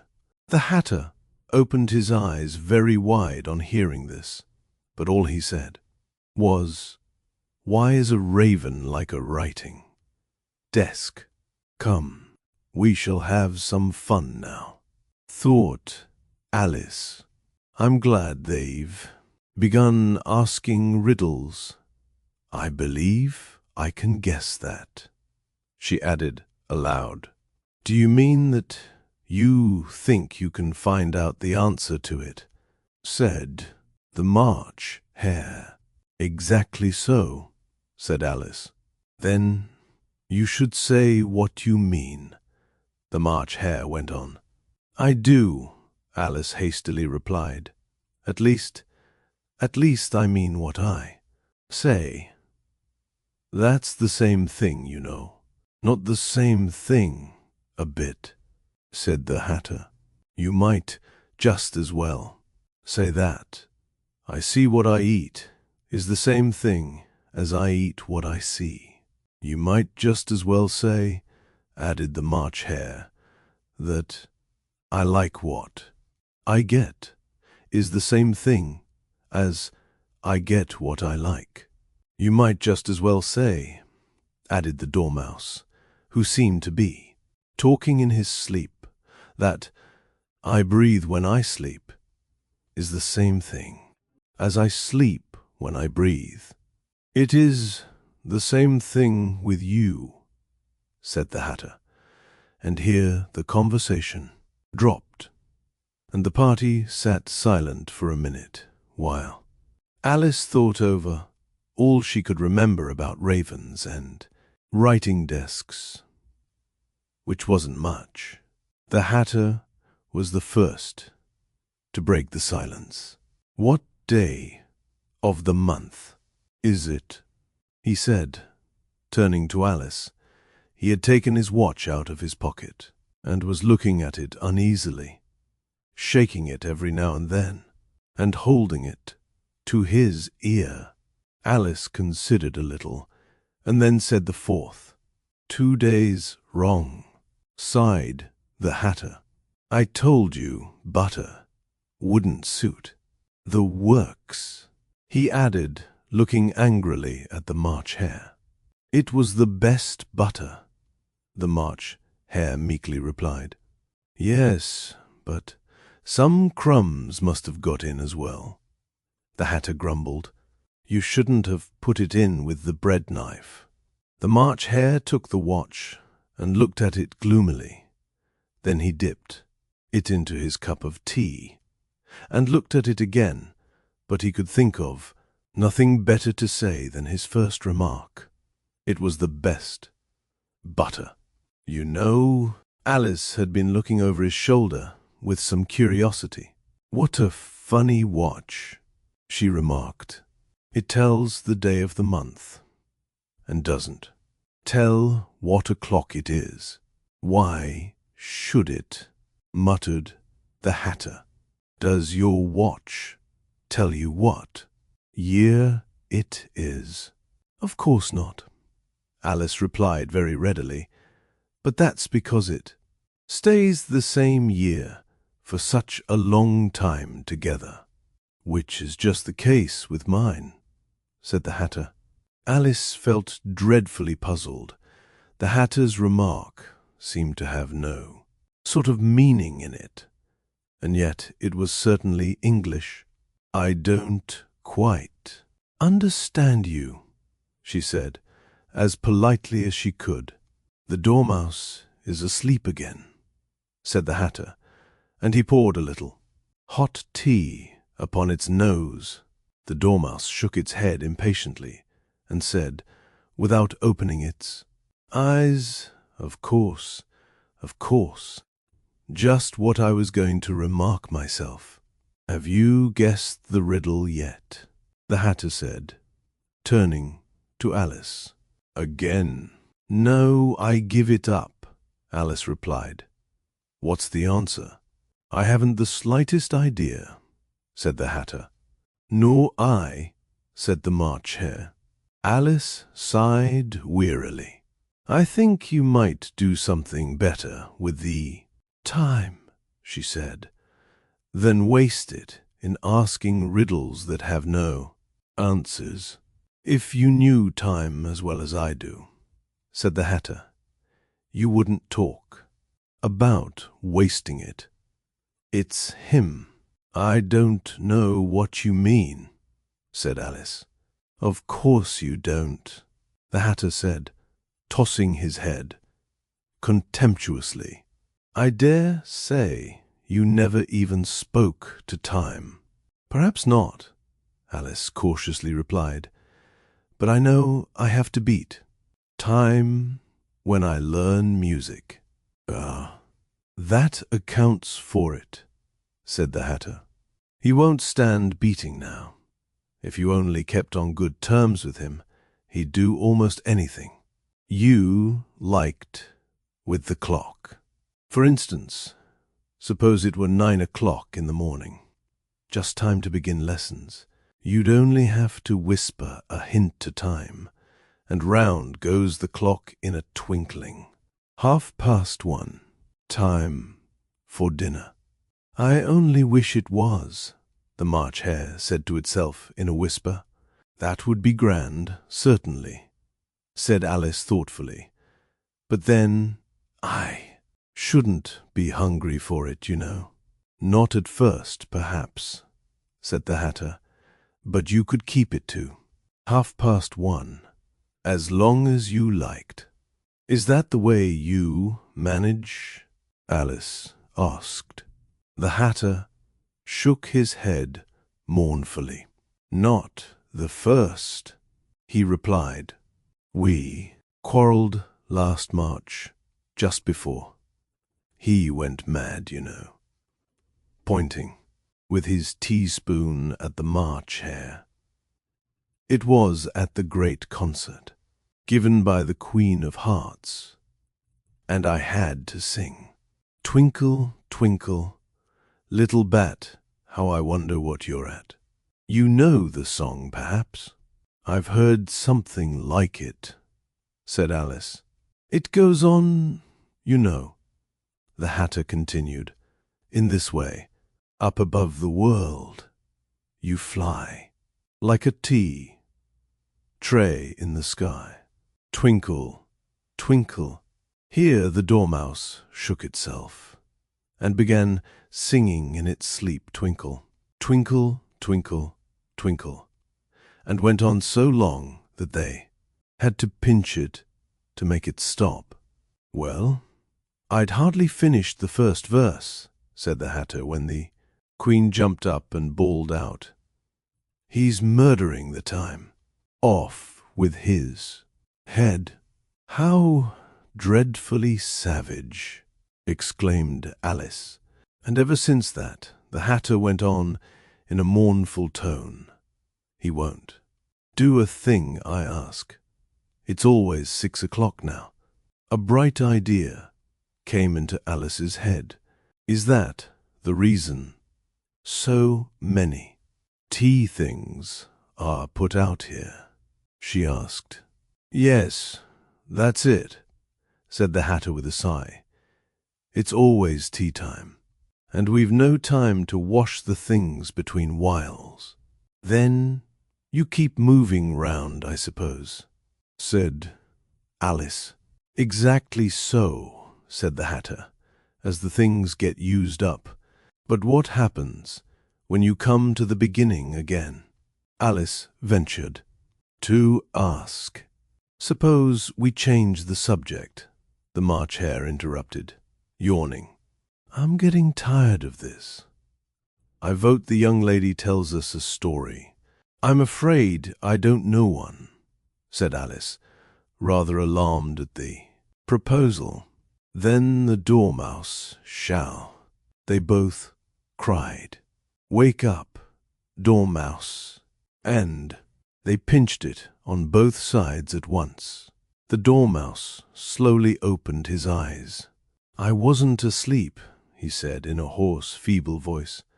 "I heard every word you fellows were saying."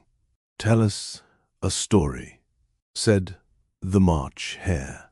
"Yes, please do," pleaded Alice. "And be quick about it," added the Hatter, "or you'll be asleep again before it's done." "Once upon a time, there were 3 little sisters," the Dormouse began, in a great hurry, "and their names were Elsie, Lacie, and Tilly, and they lived at the bottom of a well." "What did they live on?" said Alice, who always took a great interest in questions of eating and drinking. "They lived on treacle," said the Dormouse, after thinking a minute or two. "They couldn't have done that, you know," Alice gently remarked. "They'd have been ill." "So they were," said the Dormouse, "very ill." Alice tried to fancy to herself what such an extraordinary way of living would be like, but it puzzled her too much, so she went on. "But why did they live at the bottom of a well?" "Take some more tea," the March Hare said to Alice, very earnestly. "I've had nothing yet," Alice replied in an offended tone, "so I can't." "Take more." "You mean you can't take less," said the Hatter. "It's very easy to take more than nothing." "Nobody asked your opinion," said Alice. "Who's making personal remarks now?" the Hatter asked triumphantly. Alice did not quite know what to say to this, so she helped herself to some tea and bread and butter, and then turned to the Dormouse and repeated her question. Why did they live at the bottom of a well? The Dormouse again took a minute or two to think about it, and then said, "It was a treacle." "Well, there's no such thing." Alice was beginning very angrily, but the Hatter and the March Hare went, "Shh," and the Dormouse sulkily remarked, "If you can't be civil, you'd better finish the story for yourself." "No, please, go on," Alice said very humbly. "I won't interrupt again." "Dare say there may be one." "One, indeed," said the Dormouse indignantly. "However, he consented to. Go on. And so these three little sisters, they were learning to draw. You know, what did they draw? Said Alice, quite forgetting her promise. Treacle, said the Dormouse, without considering at all this time. I want a clean cup, interrupted the Hatter. Let's all move one place. On. He moved on as he spoke, and the Dormouse followed him. The March Hare moved into the Dormouse's place, and Alice rather unwillingly took the place of the March Hare.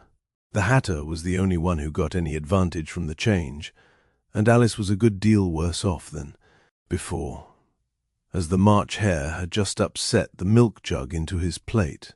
Alice did not wish to offend the Dormouse again, so she began very cautiously. But I don't understand. Where did they draw the treacle from? You can draw water out of a water well, said the Hatter.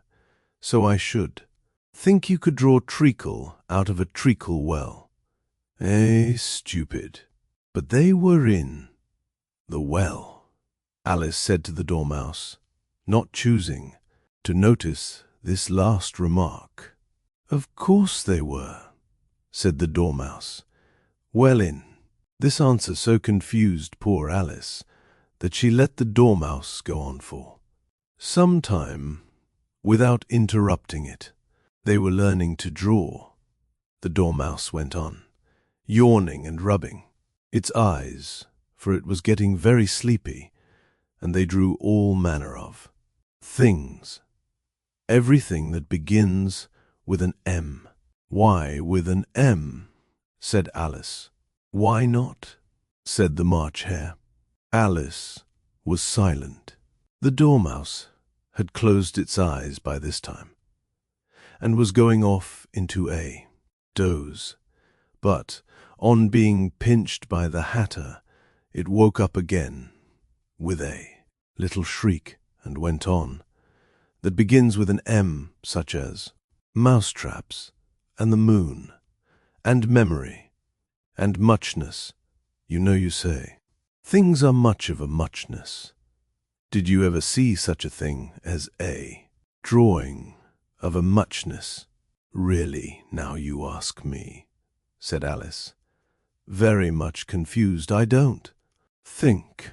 Then you shouldn't talk, said the Hatter. This piece of rudeness was more than Alice could bear. She got up in great disgust, and Anne walked off.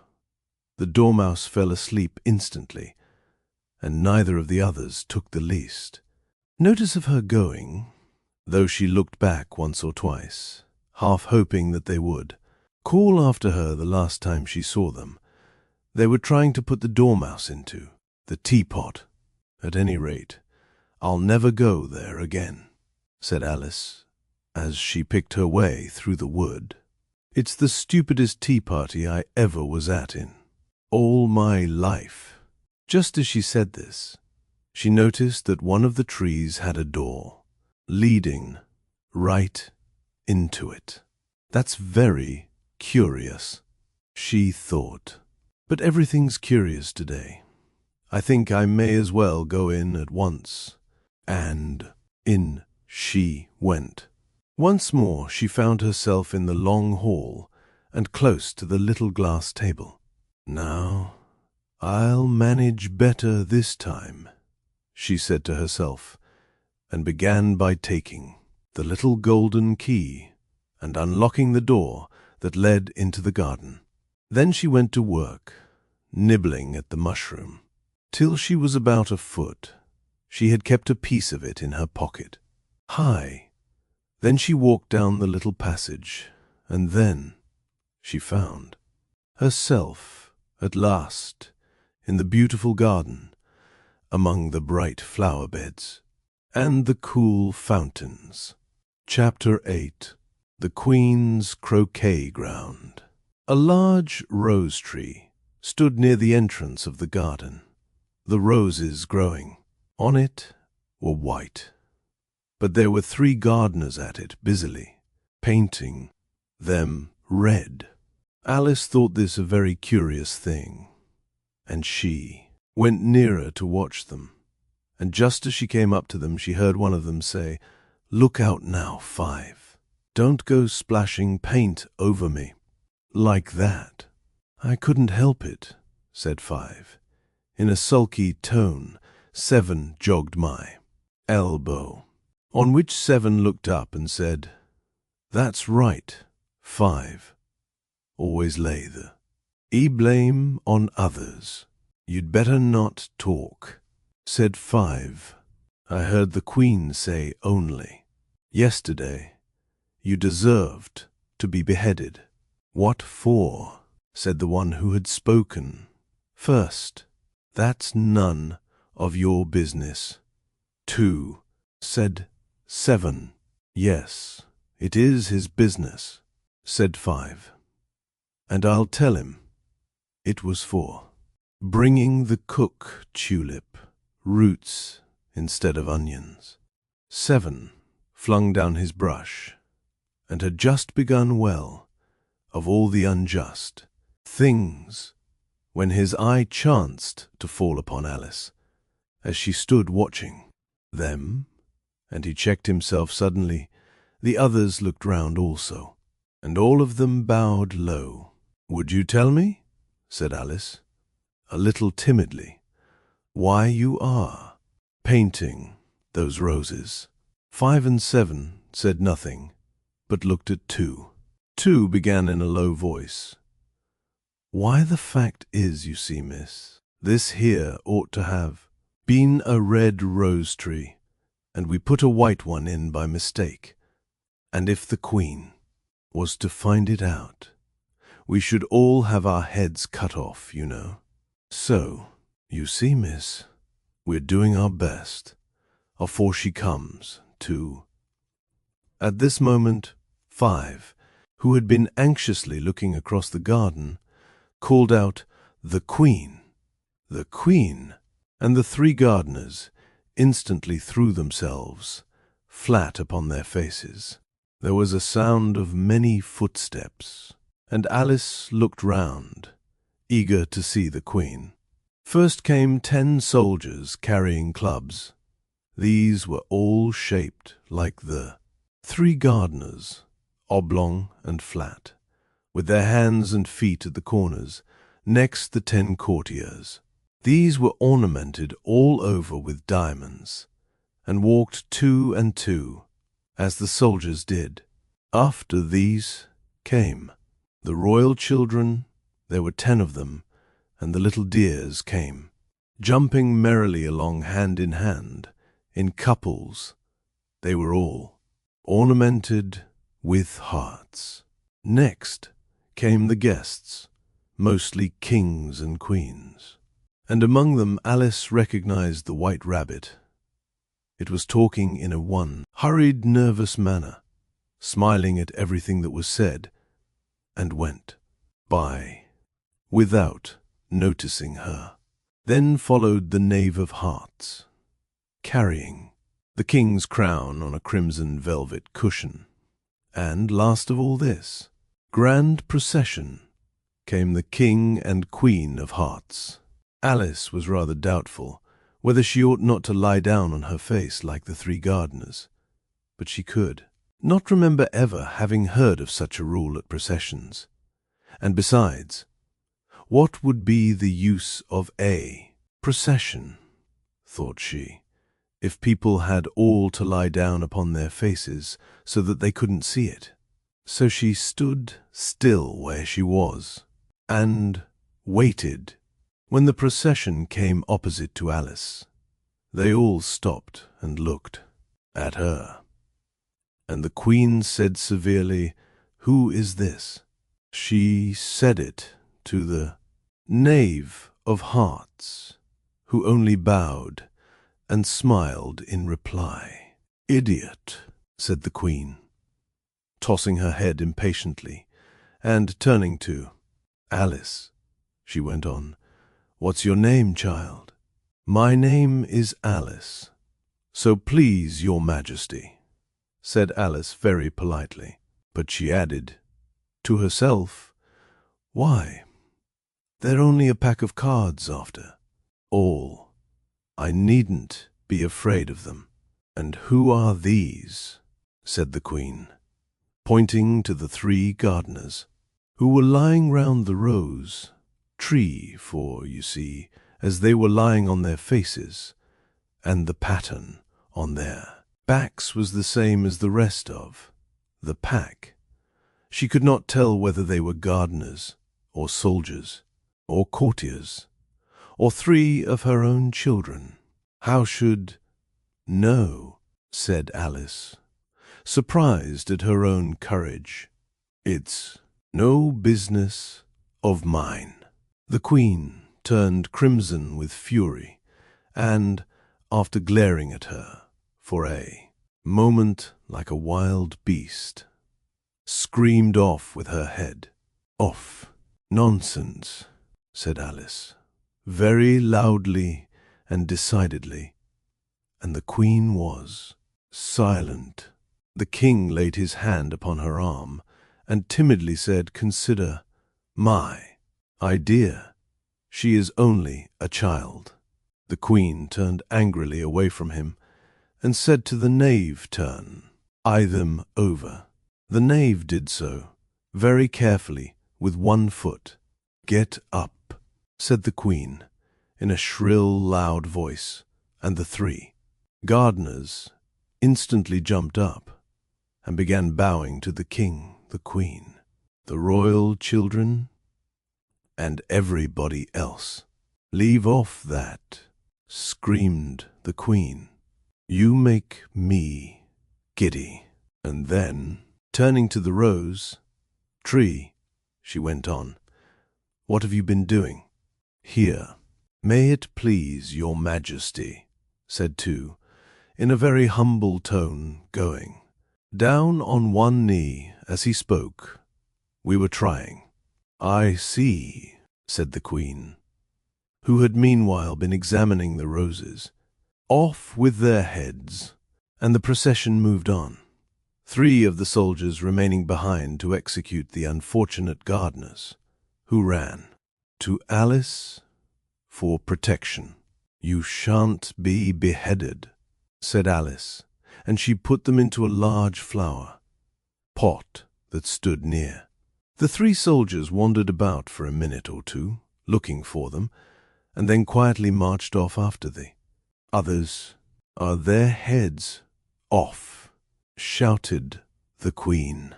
"Their heads are gone, if it please your majesty," the soldiers shouted in reply. "That's right," shouted the Queen. "Can you play croquet?" The soldiers were silent and looked at Alice as the question was evidently meant for her.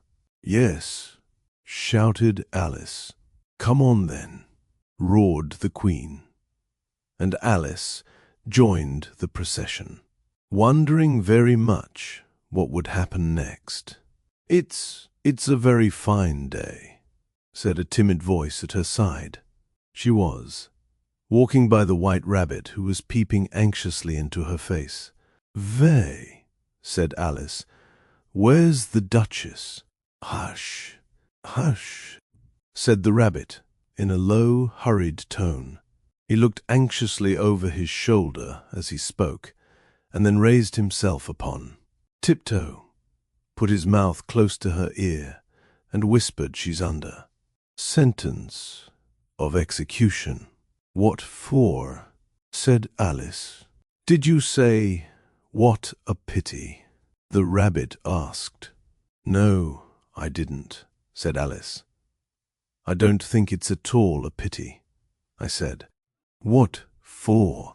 "She boxed the Queen's ears," the rabbit began.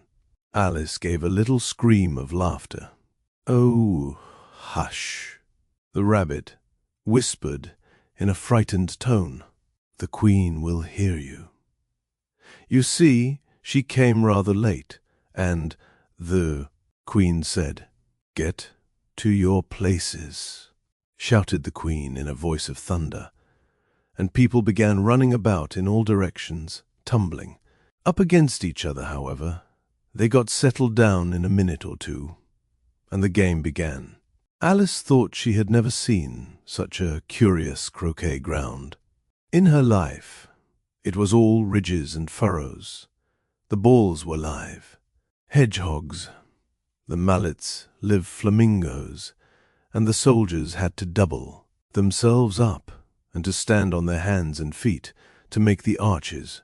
The chief difficulty Alice found at first was in managing her flamingo. She succeeded in getting its body tucked away, comfortably enough, under her arm, with its legs hanging down, but generally, just as she had got its neck nicely straightened out, and was going to give the hedgehog a blow with its head. It would twist itself round and look up in her face with such a puzzled expression that she could not help bursting out laughing. And when she had got its head down and was going to begin again, it was very provoking to find that the hedgehog had unrolled itself and was in the act of crawling away. Besides all this, there was generally a ridge or furrow in the way wherever she wanted to send the hedgehog to, and as the doubled-up soldiers were always getting up and walking off to other parts of the ground, Alice soon came to the conclusion that it was a very difficult game indeed. The players all played at once without waiting for turns, quarrelling all the while, and fighting for the hedgehogs, and in a very short time the queen was in a furious passion and went stamping about and shouting off with his head, or off with her head, about once in a minute. Alice began to feel very uneasy. To be sure, she had not as yet had any dispute with the queen, but she knew that it might happen any minute, and then, thought she, what would become of me? They're dreadfully fond of beheading people here.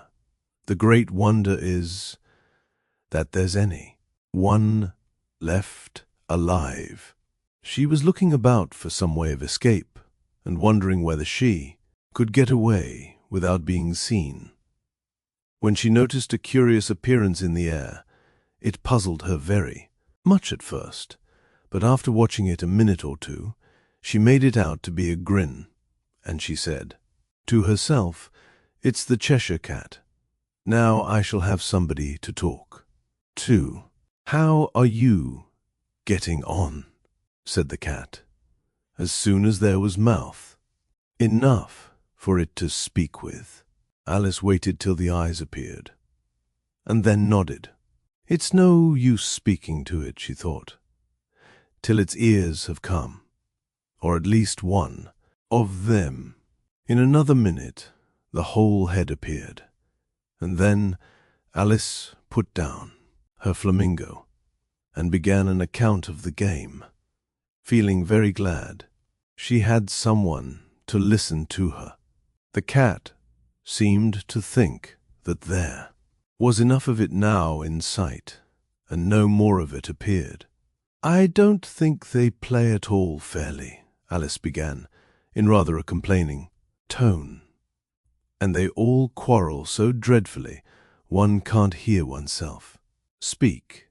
And they don't seem to have any rules in particular, at least. If there are, nobody attends to them, and you've no idea how confusing it is, all the things being alive, for instance. There's the arch I've got to go through next walking, about at the other end of the ground, and I should have croqueted the queen's hedgehog just now, only it ran away when it saw mine coming." "How do you like the queen?" said the cat in a low voice. "Not at all," said Alice. "She's so extremely—" Just then she noticed that the queen was close behind her, listening, so she went on, likely to win, that it's hardly worth while finishing the game. The queen smiled and passed on. "Who are you talking to?" said the king, going up to Alice and looking at the cat's head with great curiosity. "It's a friend of mine, a Cheshire cat," said Alice. "Allow me to introduce it." "I don't like the look of it at all," said the king, however. "It may kiss my hand if it likes." "I'd rather not," the cat remarked. "Don't be impertinent," said the king, "and don't look at me like that." He got behind Alice as he spoke. "A cat may look at a king," said Alice. "I've read that in some book, but I don't remember where." "Well, it must be removed," said the king very decidedly, and he called the queen, who was passing at the moment. "My dear, I wish you would have this cat removed."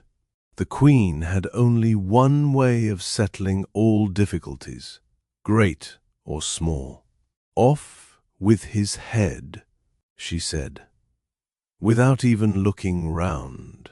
"I'll fetch the executioner myself," said the king eagerly, and he hurried off. Alice thought she might as well go back and see how the game was going, as she heard the queen's voice in the distance, screaming with passion. She had already heard her sentence 3 of the players to be executed for having missed their turns, and she did not like the look of things at all, as the game was in such confusion that she never knew whether it was her turn or not. So she went in search of her hedgehog. The hedgehog was engaged in a fight with another hedgehog, which seemed to Alice an excellent opportunity for croqueting one of them with the other.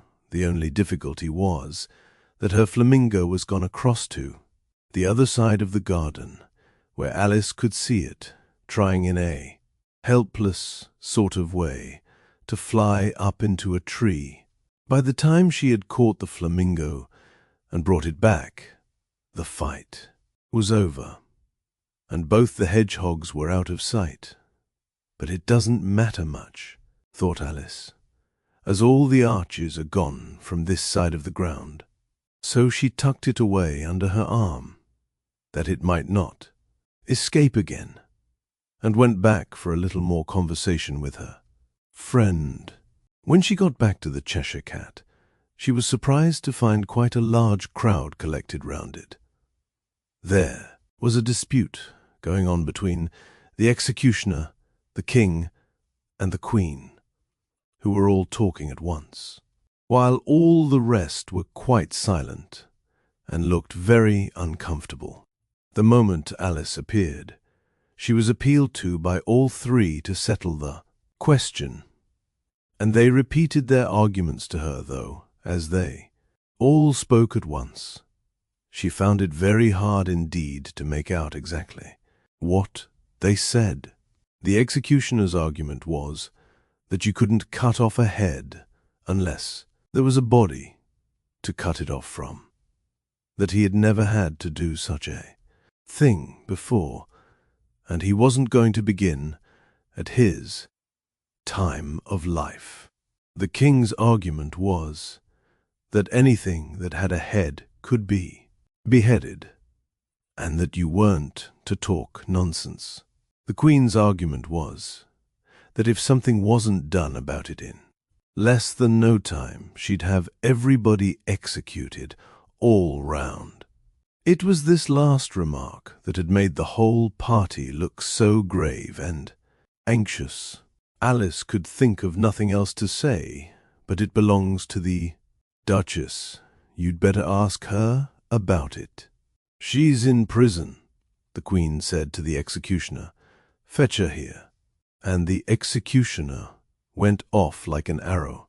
The cat's head began fading away the moment he was gone, and by the time he had come back with the Duchess, it had entirely disappeared. So the king and the executioner ran wildly up and down, looking for it, while the rest of the party went back to the game. Chapter 9. The Mock Turtle's Story. "You can't think how glad I am to see you again, you dear old thing," said the Duchess, as she tucked her arm affectionately into Alice's, and they walked off together. Alice was very glad to find her in such a pleasant temper, and thought to herself that perhaps it was only the pepper that had made her so savage when they met in the kitchen. "When I'm a duchess," she said to herself, not in a very hopeful tone, though, "I won't have any pepper in my kitchen at all. Soup does very well without. Maybe it's always pepper that makes people hot-tempered," she went on, very much pleased at having found out a new kind of rule, "and vinegar that makes them sour, and chamomile that makes them bitter, and barley, sugar, and such things that make children sweet-tempered. I only wish people knew that, then they wouldn't be so stingy about it, you know." She had quite forgotten the Duchess by this time, and was a little startled when she heard her voice close to her ear. "You're thinking about something, my dear, and that makes you forget to talk. I can't tell you just now what the moral of that is, but I shall remember it in a bit." "Perhaps it hasn't one," Alice ventured to remark. "Tut, tut, child," said the Duchess. "Everything's got a moral, if only you can find it," and she squeezed herself up closer to Alice's side as she spoke. Alice did not much like keeping so close to her, first, because the High Duchess was very ugly, and secondly, because she was exactly the right height to rest her chin upon Alice's shoulder, and it was an uncomfortably sharp chin. However, she did not like to be rude, so she bore it as well as she could. "The game's going on rather better now," she said, by way of keeping up the conversation a little. "'Tis so," said the Duchess, "and the moral of that is, oh, 'tis love that makes the world go round. Somebody said," Alice whispered, "that it's done by everybody minding their own business."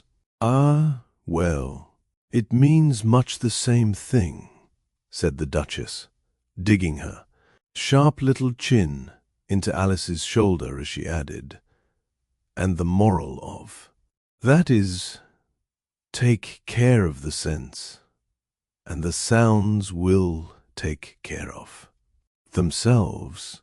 How fond she is of finding morals in things, Alice thought to herself. "I dare say you're wondering why I don't put my arm round your waist," the Duchess said after a pause. "The reason is that I'm doubtful about the temper of your flamingo. Shall I try the experiment?" "He might bite," Alice cautiously replied, not feeling at all anxious to have the experiment tried. "Very true," said the Duchess. "Flamingos and mustard both bite. And the moral of that is, birds of a feather flock together. Only mustard isn't a bird," Alice remarked. "Right, as usual," said the Duchess. "What a clear way you have of putting things." "It's a mineral, I think," said Alice. "Of course it is," said the Duchess, who seemed ready to agree to everything that Alice said. "There's a large mustard mine near here, and the moral of that is, the more there is of mine, the less there is of yours." "Oh, I know," exclaimed Alice, who had not attended to this last remark. "It's a vegetable. It doesn't look like one, but it is." "I quite agree with you," said the Duchess. "And the moral of that is, be what you would seem to be, or if you'd like it, put more simply, never imagine yourself not to be otherwise than what it might appear to others that what you were or might have been was not otherwise than what you had been would have appeared to them to be. Otherwise, I think I should understand that better," Alice said very politely, "if I had it written down, but I can't quite follow it as you say it. That's nothing to what I could say if I chose," the Duchess replied, in a pleased tone. "Pray don't trouble yourself to say it any longer than that," said Alice. "Oh, don't talk about trouble," said the Duchess. "I make you a present of everything I've said as yet. A cheap sort of present," thought Alice. "I'm glad they don't give birthday presents like that." But she did not venture to say it out loud. "Thinking again?" the Duchess asked, with another dig of her sharp little chin. "I've a right to think," said Alice sharply, for she was beginning to feel a little worried. "Just about as much right," said the Duchess, "as pigs have to fly, and the M." But here, to Alice's great surprise, the Duchess's voice died away even in the middle of her favorite word moral, and the arm that was linked into hers began to tremble. Alice looked up, and there stood the Queen in front of them, with her arms folded, frowning like a thunderstorm. "A fine day, Your Majesty," the Duchess began in a low, weak voice. "Now, I give you fair warning," shouted the Queen, stamping on the ground as she spoke. "Either you or your head must be off, and that in about half no time. Take your choice." The Duchess took her choice and was gone in a moment. "Let's go on with the game," the Queen said to Alice, and Alice was too, much frightened to say a word, but slowly followed her back to the croquet ground.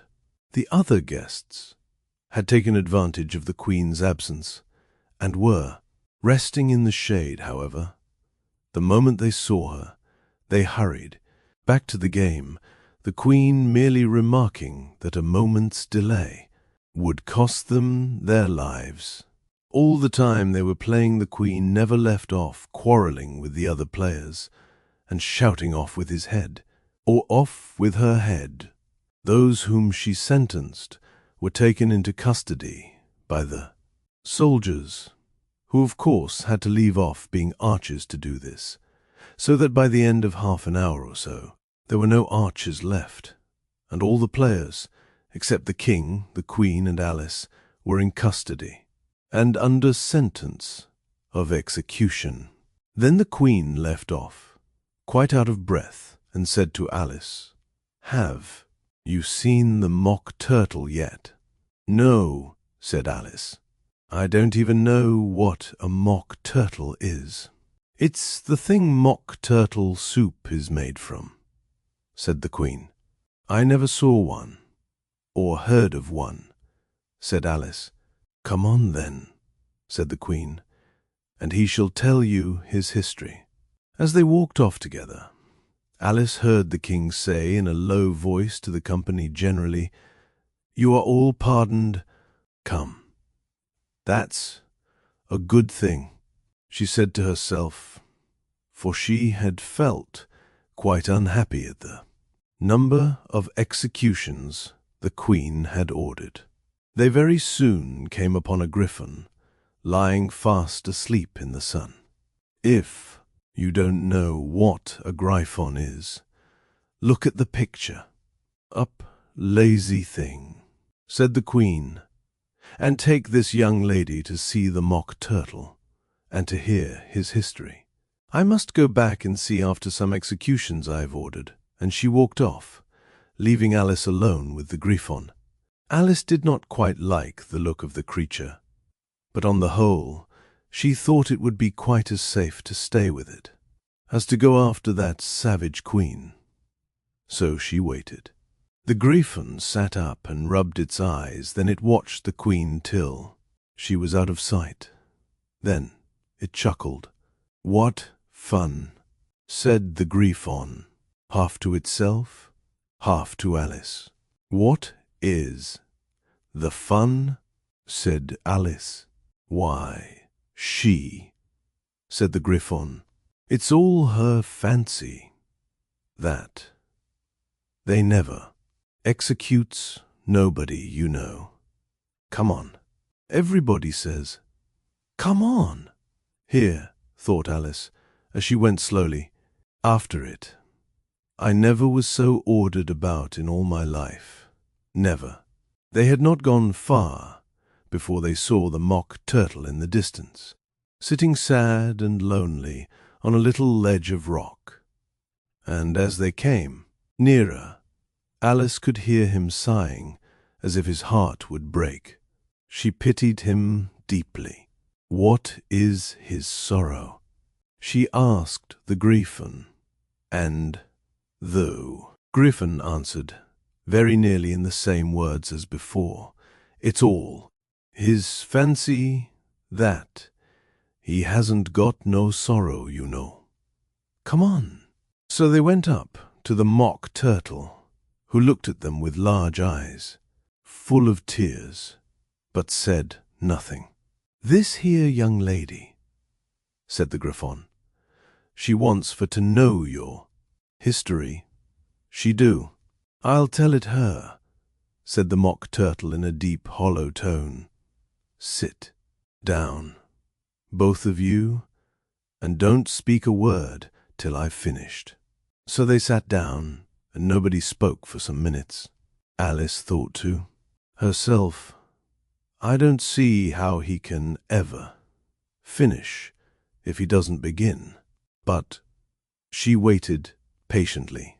"Once," said the Mock Turtle at last, with a deep sigh, "I was a real turtle."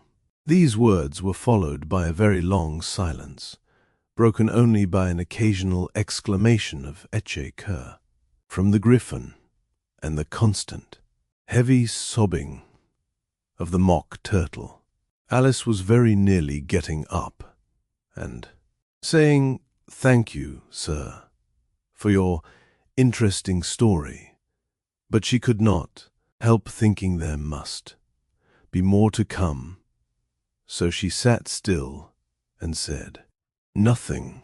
"When we were little," the Mock Turtle went on at last, more calmly though, still sobbing a little now and then, "we went to school in the sea. The master was an old turtle. We used to call him Tortoise." "Why did you call him Tortoise, if he wasn't one?" Alice asked. "We called him Tortoise because he taught us," said the Mock Turtle. Angrily, "Really, you are very dull. You ought to be ashamed of yourself for asking such a simple question," added the Griffon. And then they both sat silent and looked at poor Alice, who felt ready to sink into the earth. At last the Griffon said to the Mock Turtle, "Drive on, old fellow. Don't be all day about it." And he went on in these words, "Yes, we went to school in the sea, though you mayn't believe it." "I never said I didn't," interrupted Alice. "You did," said the Mock Turtle. "Hold your tongue," added the Griffon, before Alice could speak again. The Mock Turtle went on. "We had the best of educations. In fact, we went to school every day." "I've been to a day school too," said Alice. You needn't be so proud as all that. With extras? Asked the Mock Turtle, a little anxiously. Yes, said Alice. We learned French and music. And washing, said the Mock Turtle. Certainly not, said Alice, indignantly. Ah, then yours wasn't a really good school, said the Mock Turtle in a tone of great relief. Now at ours. They had at the end of the bill French, music, and washing. Extra. You couldn't have wanted it much, said Alice, living at the bottom of the sea. I couldn't afford to learn it, said the Mock Turtle, with a sigh. I only took the regular course. What was that? Inquired Alice, reeling and writhing.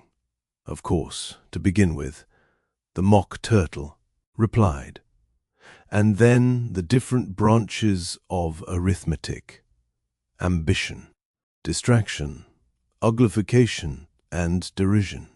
I never heard of uglification, Alice ventured to say. What is it? The Griffon lifted up both its paws in surprise. What? Never heard of. Uglifying, it exclaimed. You know what to beautify is, I suppose? Yes, said Alice doubtfully. It means to make anything prettier. Well then, the Griffon went on, if you don't know what to uglify is, you are a simpleton. Alice did not feel encouraged to ask any more questions about it, so she turned to the Mock Turtle and said, what else had you to learn? Well, there was mystery, the Mock Turtle replied, counting off the subjects on his flappers.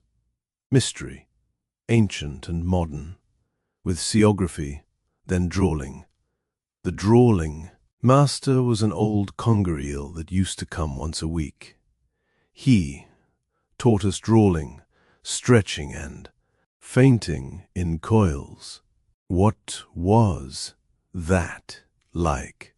Said Alice. Well, I can't show it you myself, the Mock Turtle said. I'm too stiff. And the Griffon never learnt it. Hadn't time, said the Griffon. I went to the classics master, though. He was an old crab, he was. I never went to him, the Mock Turtle said with a sigh. He taught. Laughing and grief, they used to say. So he did, said the Griffon, sighing in his turn, and both creatures hid their faces in their paws. And how many hours a day did you do lessons? Said Alice, in a hurry, to change the subject. 10 hours the first day, said the Mock Turtle, 9 the next, and so on. What a curious plan, exclaimed Alice. That's the reason they're called lessons, the Griffon remarked, because they lessen from day to day. This was quite a new idea to Alice, and she thought it over a little before she made her next remark. Then the 11th day must have been a holiday. Of course it was, said the Mock Turtle. And how did you manage on the 12th? Alice went on eagerly. That's enough about lessons, the Griffon interrupted in a very decided tone. Tell her something about the games now. Chapter X. The Lobster Quadrille. The Mock Turtle sighed deeply and drew the back of one flapper across his eyes. He looked at Alice and tried to speak, but for a minute or two sobs choked his voice. Same as if he had a bone in his throat, said the Griffon, and it set to work shaking him and punching him in the back. At last the Mock Turtle recovered his voice, and, with tears running down his cheeks, he went on again. You may not have lived much under the sea. I haven't, said Alice. And perhaps you were never even introduced to a lobster, Alice began to say. I once tasted, but checked herself hastily, and said, no, never. So you can have no idea what a delightful thing a lobster quadrille is. No, indeed, said Alice. What sort of a dance is it? Why, said the Griffon, you first form into a line along the seashore. 2 lines, cried the Mock Turtle. Seals, turtles, salmon, and so on.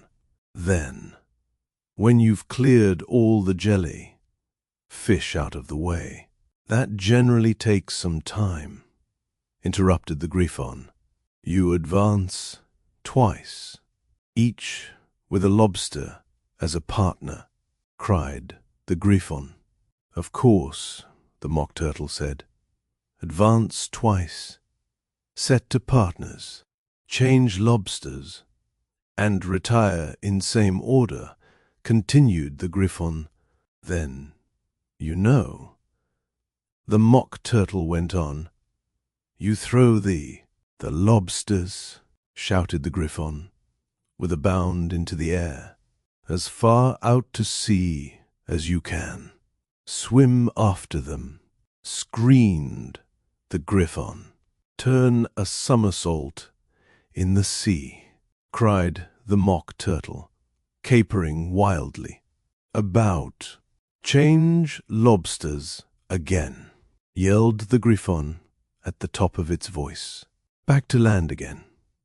And that's all the first figure, said the Mock Turtle, suddenly dropping his voice, and the 2 creatures, who had been jumping about like mad things all this time, sat down again very sadly and quietly, and looked at Alice.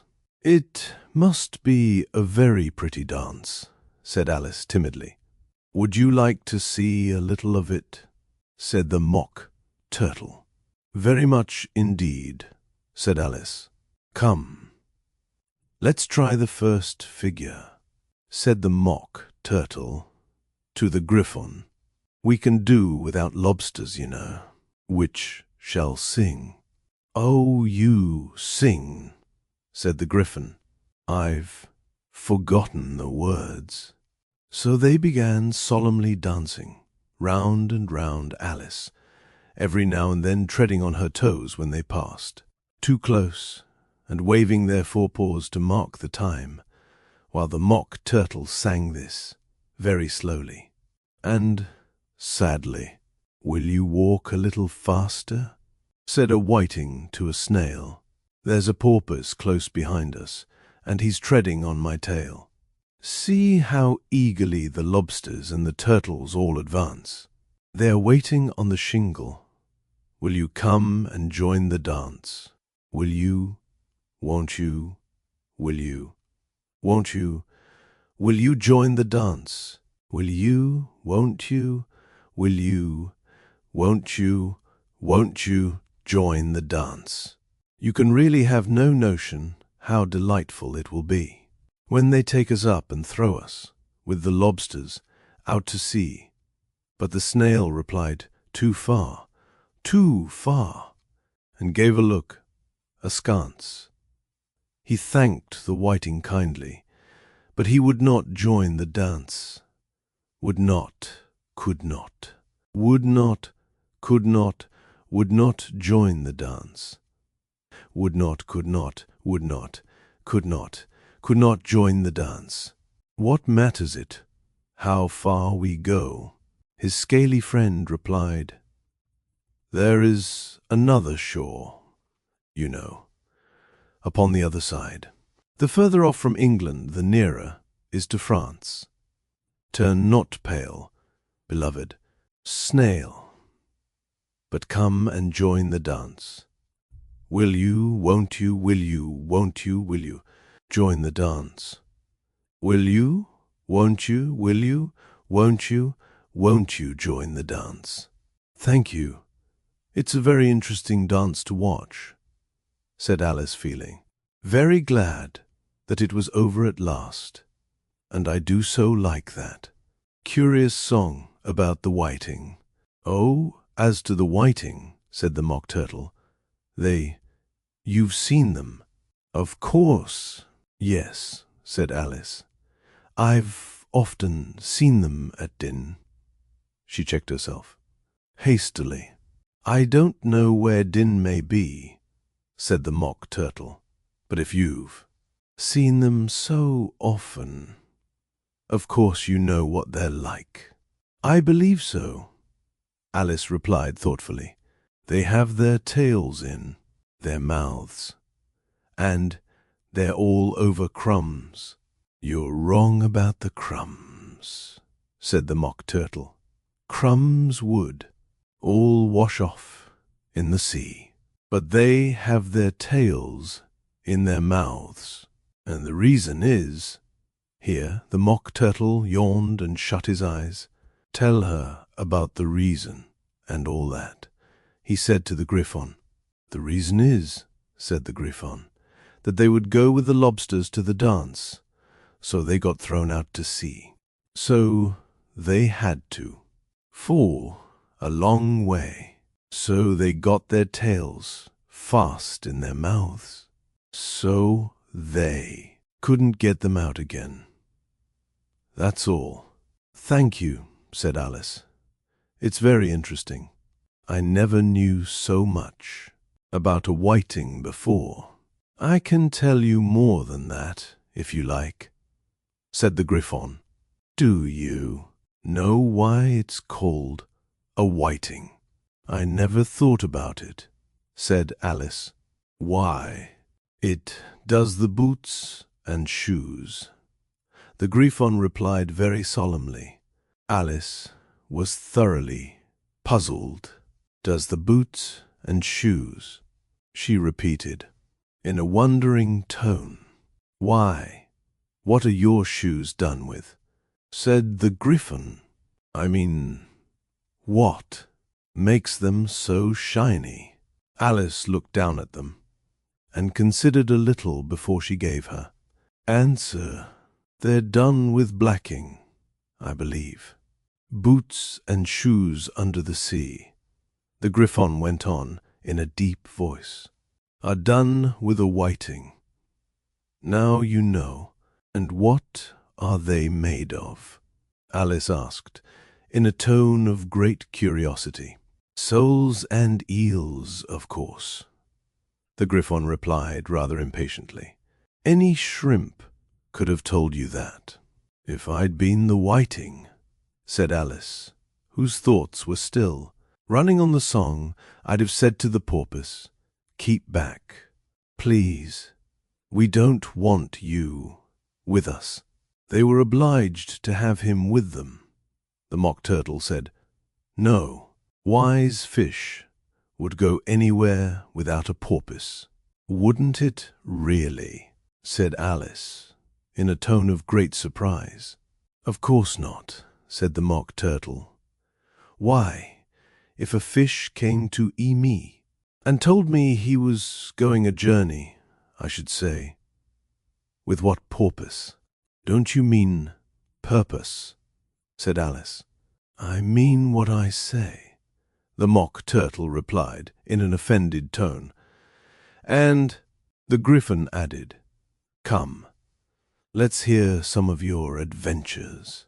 I could tell you my adventures, beginning from this morning, said Alice a little timidly.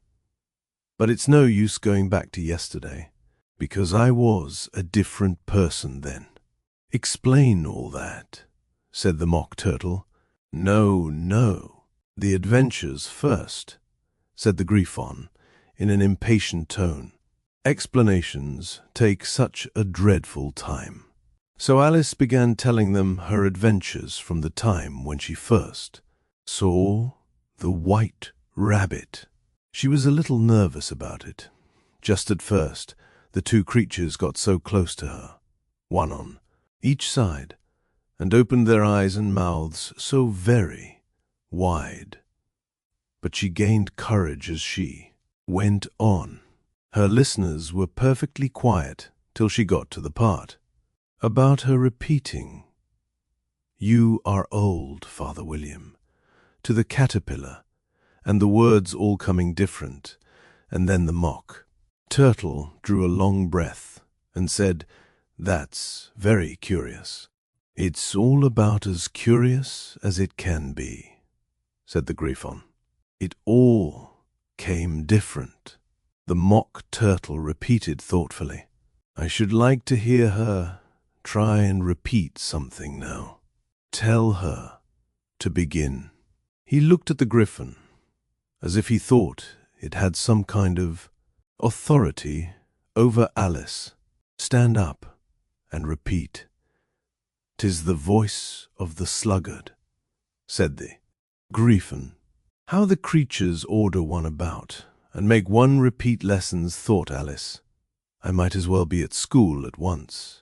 However, she got up and began to repeat it. But her head was so full of the lobster quadrille that she hardly knew what she was saying, and the words came very queer indeed. "'Tis the voice of the lobster," I heard him declare. "You have baked me too brown, I must sugar my hair. As a duck with its eyelids, so he with his nose trims his belt and his buttons, and turns out his toes." Later editions continued as follows. "When the sands are all dry, he is gay as a lark, and will talk in contemptuous tones of the shark. But when the tide rises and sharks are around, his voice has a timid and tremulous sound. That's different from what I used to say when I was a child," said the Griffon. "Well, I never heard it before," said the mock turtle, "but it sounds uncommon nonsense." Alice said nothing. She had sat down with her face in her hands, wondering if anything would ever happen in a natural way again. "I should like to have it explained," said the mock turtle. "She can't explain it," said the Griffon hastily. "Go on with the next verse." But about his toes, the mock turtle persisted. How could he turn them out with his nose, you know? It's the first position in dancing, Alice said, but was dreadfully puzzled by the whole thing, and longed to change the subject. "Go on with the next verse," the Griffon repeated impatiently. "It begins, 'I passed by his garden.'" Alice did not dare to disobey, though she felt sure it would all come wrong, and she went on in a trembling voice, "I passed by his garden, and marked, with one eye, how the owl and the panther were sharing a pie." Later editions continued as follows. The panther took pie crust and gravy and meat, while the owl had the dish. As its share of the treat, when the pie was all finished, the owl, as a boon, was kindly permitted to pocket the spoon, while the panther received knife and fork with a growl, and concluded the banquet. "What is the use of repeating all that stuff?" the mock turtle interrupted. "If you don't explain it as you go on, it's by far the most confusing thing I ever heard." "Yes, I think you'd better leave off," said the Griffon, and Alice was only too glad to do so. Shall we try another figure of the lobster quadrille? The griffon went on. Or would you like the mock turtle to sing you a song? Oh, a song, please, if the mock turtle would be so kind, Alice replied, so eagerly that the griffon said, in a rather offended tone, "Shh, no accounting for tastes.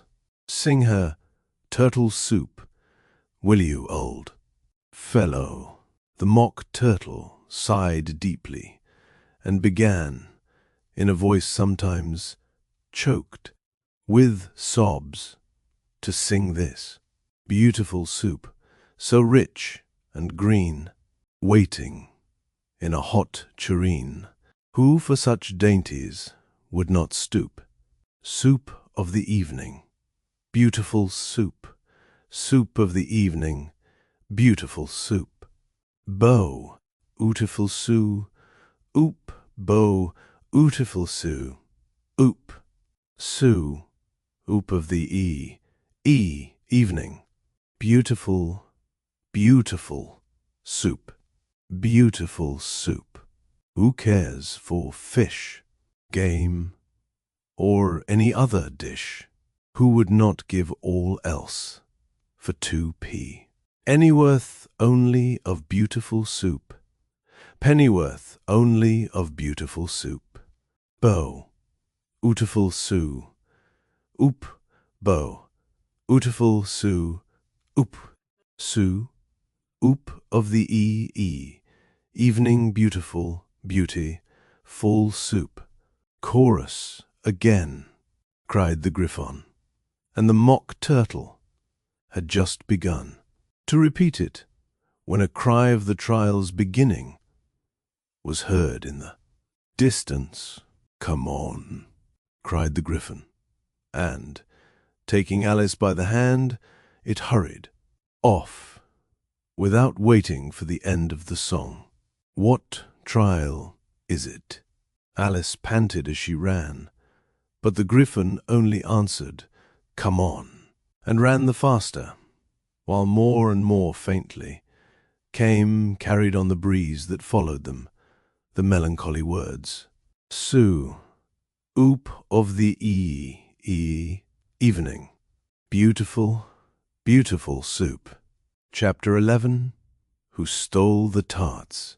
The King and Queen of Hearts were seated on their throne when they arrived, with a great crowd assembled about them, all sorts of little birds and beasts, as well as the whole pack of cards. The knave was standing before them, in chains, with a soldier on each side to guard him, and near the other king was the white rabbit, with a trumpet in one hand and a scroll of parchment in the other.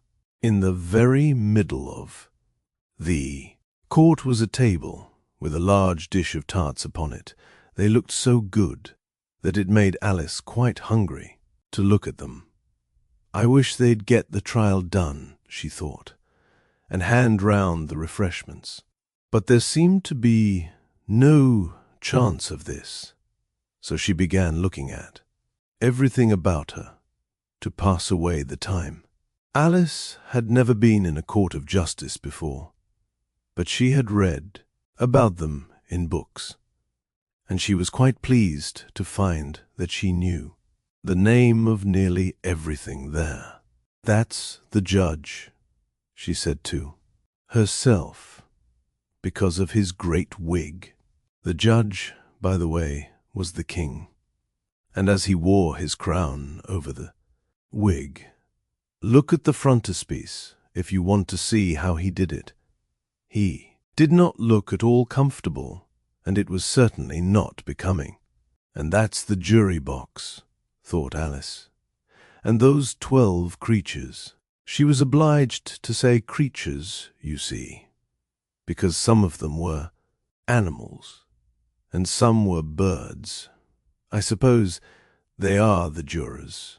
She said this last word 2 or 3 times over to herself, being rather proud of it, for she thought, and rightly too, that very few little girls of her age knew the meaning of it at all.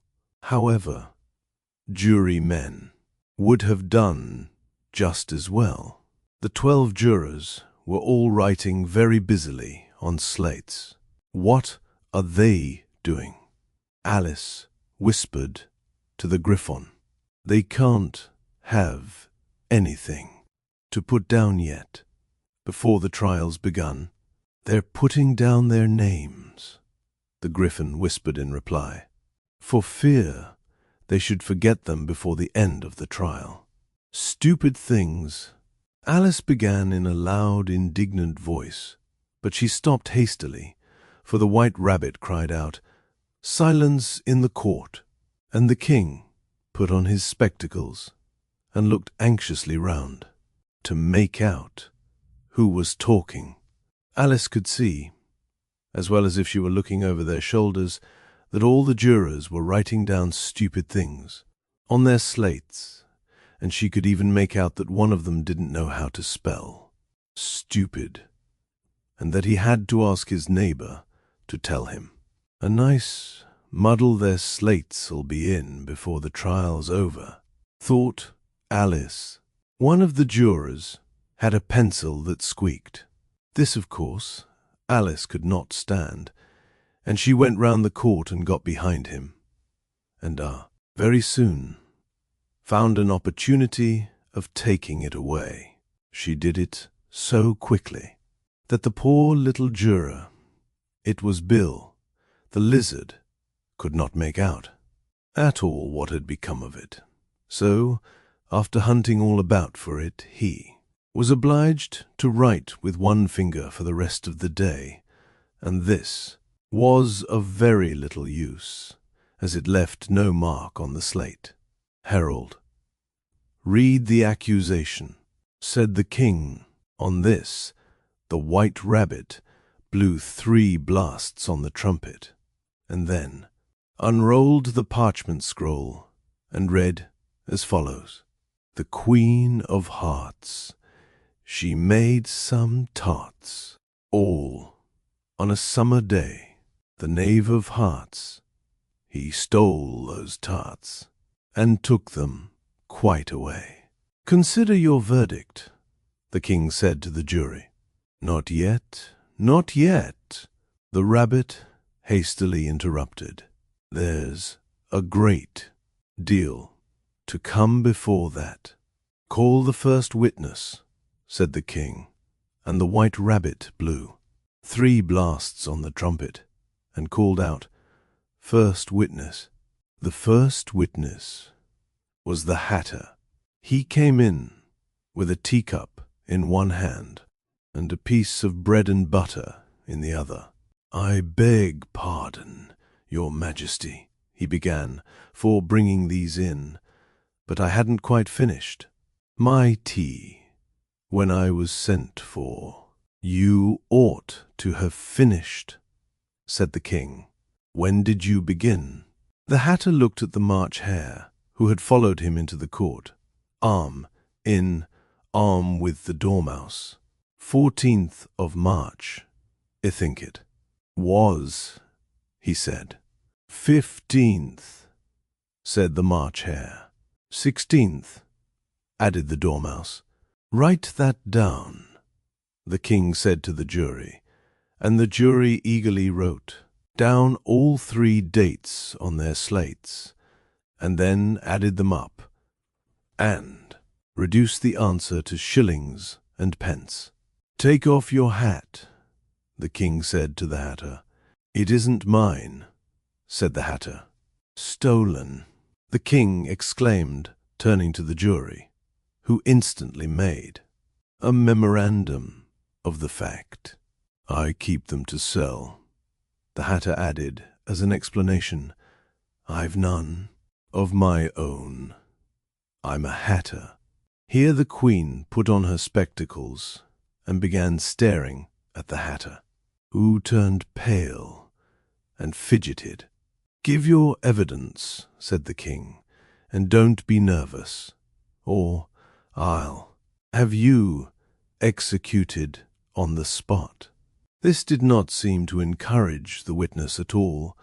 He kept shifting from one foot to the other, looking uneasily at the Queen, and in his confusion, he bit a large piece out of his teacup instead of the bread and butter. Just at this moment, Alice felt a very curious sensation, which puzzled her a good deal until she made out what it was. She was beginning to grow larger again, and she thought at first she would get up and leave the court. But on second thoughts, she decided to remain where she was, as long as there was room for her. "I wish you wouldn't squeeze so," said the Dormouse, who was sitting next to her. "I can hardly breathe." "I can't help it," said Alice very meekly. "I'm growing." "You've no right to grow here," said the Dormouse. "Don't talk nonsense," said Alice more boldly. "You know you're growing, too." "Yes, but I grow at a reasonable pace," said the Dormouse, not in that ridiculous fashion, and he got up very sulkily and crossed over to the other side of the court. All this time the Queen had never left off staring at the Hatter, and just as the Dormouse crossed the court, she said to one of the officers, "Off the court. Bring me the list of the singers in the last concert," on which the wretched Hatter trembled so that he shook both his shoes. "Off." "Give your evidence," the King repeated angrily, "or I'll have you executed, whether you're nervous or not."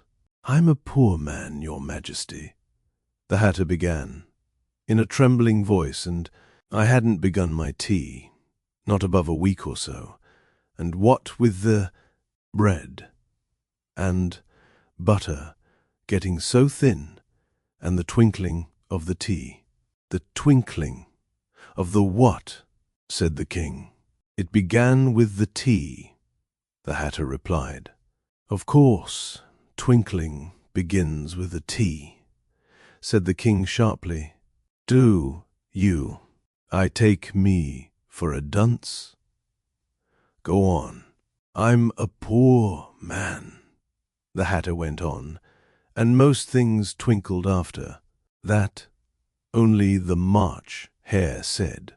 "I didn't," the March Hare interrupted in a great hurry. "You did," said the Hatter. "I deny it," said the March Hare. "He denies it," said the King. "Leave out that part." "Well, at any rate," the Dormouse said.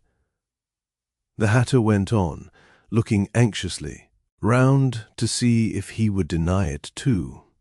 But the Dormouse denied nothing, being fast asleep. "After that," continued the Hatter, "I cut some more bread and butter." "But what did the Dormouse say?" one of the jury asked. "That I can't remember," said the Hatter. "You must remember," remarked the King, "or I'll have you executed." The miserable Hatter dropped his teacup and bread and butter, and went down on one knee. "I'm a poor man, Your Majesty," he began.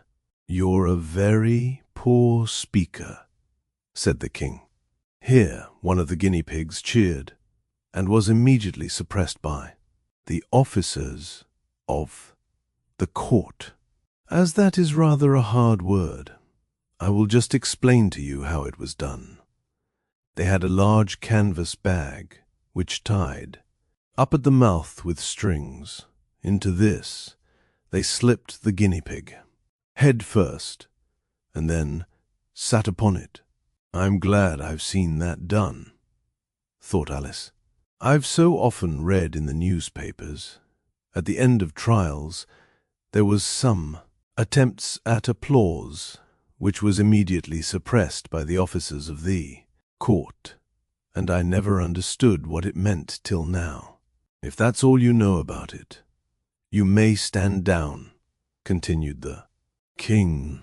I can't go no lower, said the hatter.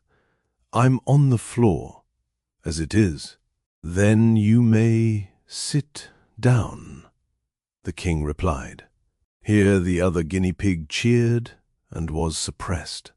Come, that finished the guinea pigs, thought Alice. Now we shall get on better.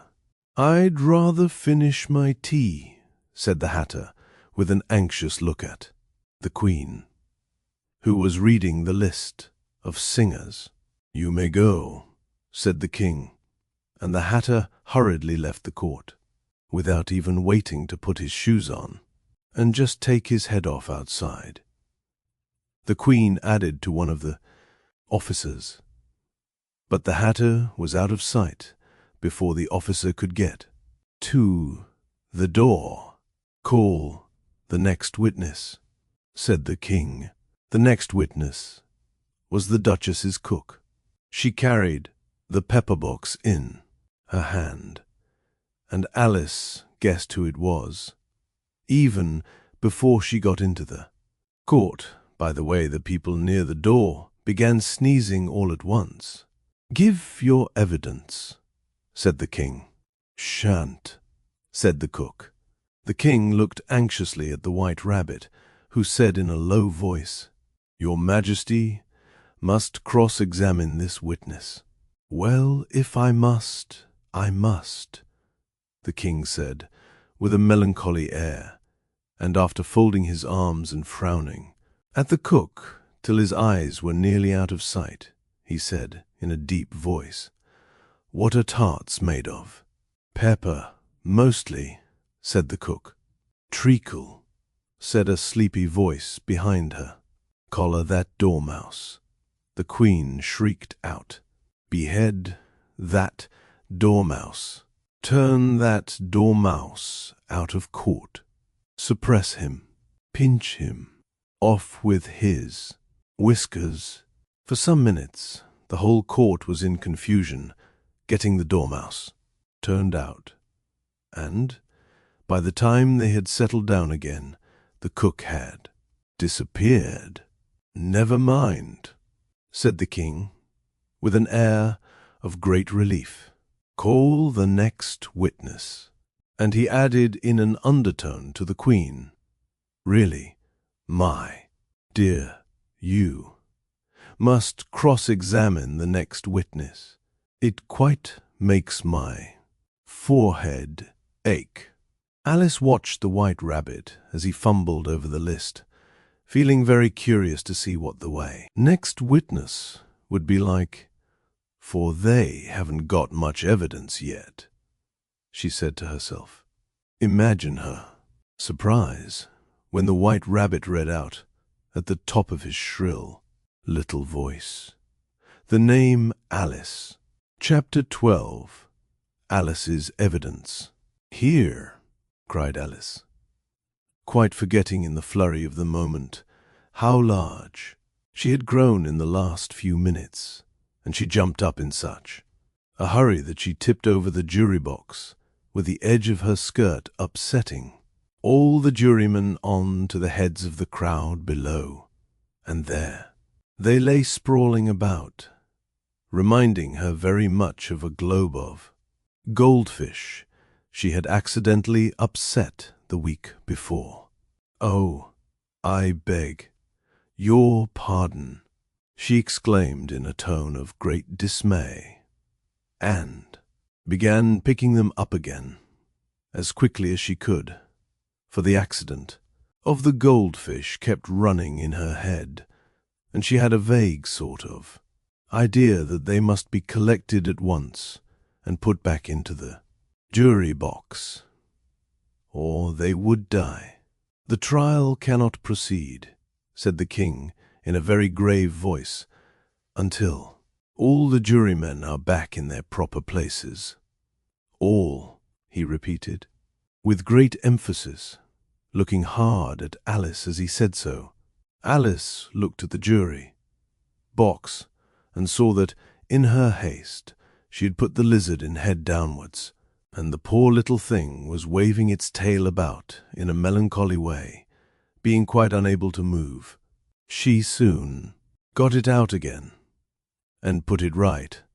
Not that it signifies much, she said to herself. I should think it would be quite as much use in the trial, one way up as the other.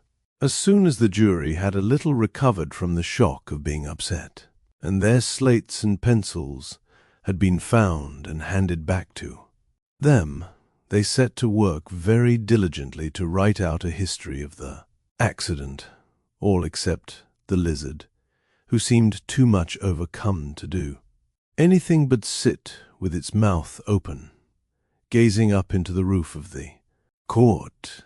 What do you know about this business? The king said to Alice. Nothing, said Alice. Nothing whatever, persisted the king. Nothing whatever, said Alice. That's very important, the king said, turning to the jury.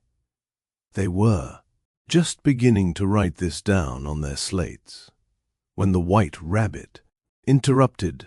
UN important, Your Majesty means, of course, he said in a very respectful tone, but frowning and making faces at him as he spoke. Oh, important, of course, I meant, the king hastily said, and went on to himself in an undertone. Important, unimportant, unimportant, important, as if he were trying which word sounded best.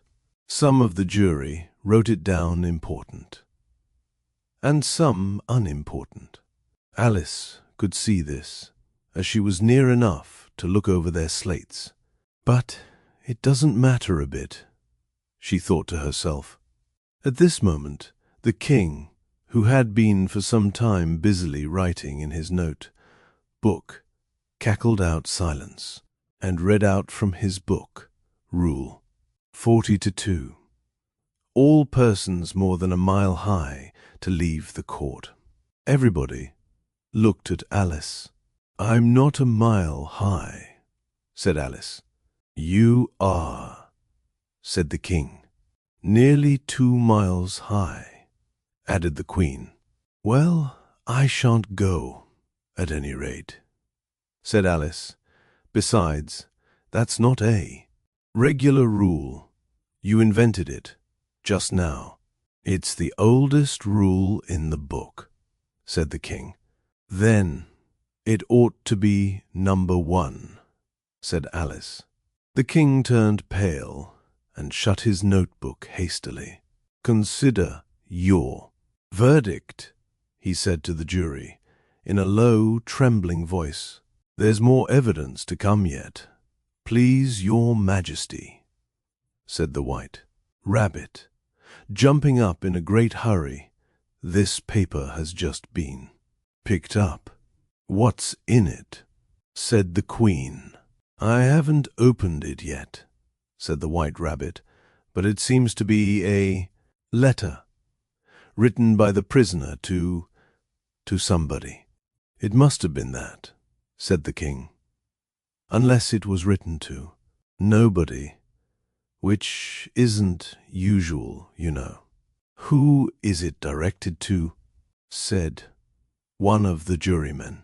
It isn't directed at all, said the White Rabbit. In fact, there's nothing written on the outside. He unfolded the paper as he spoke, and added it isn't a letter after all, it's a set of verses. Are they in the prisoner's handwriting? Asked another of the jurymen. No, they're not, said the White Rabbit, and that's the queerest thing about it. The jury all looked puzzled. He must have imitated somebody else's hand, said the king. The jury all brightened up again. Please, Your Majesty, said the knave. I didn't write it, And they can't prove I did. There's no name signed at the end. If you didn't sign it, said the king, that only makes the matter worse. You must have meant some mischief, or else you'd have signed your name like an honest man. There was a general clapping of hands at this. It was the first, really clever thing the king had said that day. That proves his guilt, said the queen. It proves nothing of the sort, said Alice. Why, you don't even know what they're about. Read them, said the king. The White Rabbit put on his spectacles. Where shall I begin, please? Your Majesty, he asked. Begin at the beginning, the king said gravely, and go on till you come to the end. Then stop. These were the verses the White Rabbit read. They told me you had been to her and mentioned me to him. She gave me a good character, but said I could not swim. He sent them word I had not gone. We know it to be true. If she should push the matter on, what would become of you?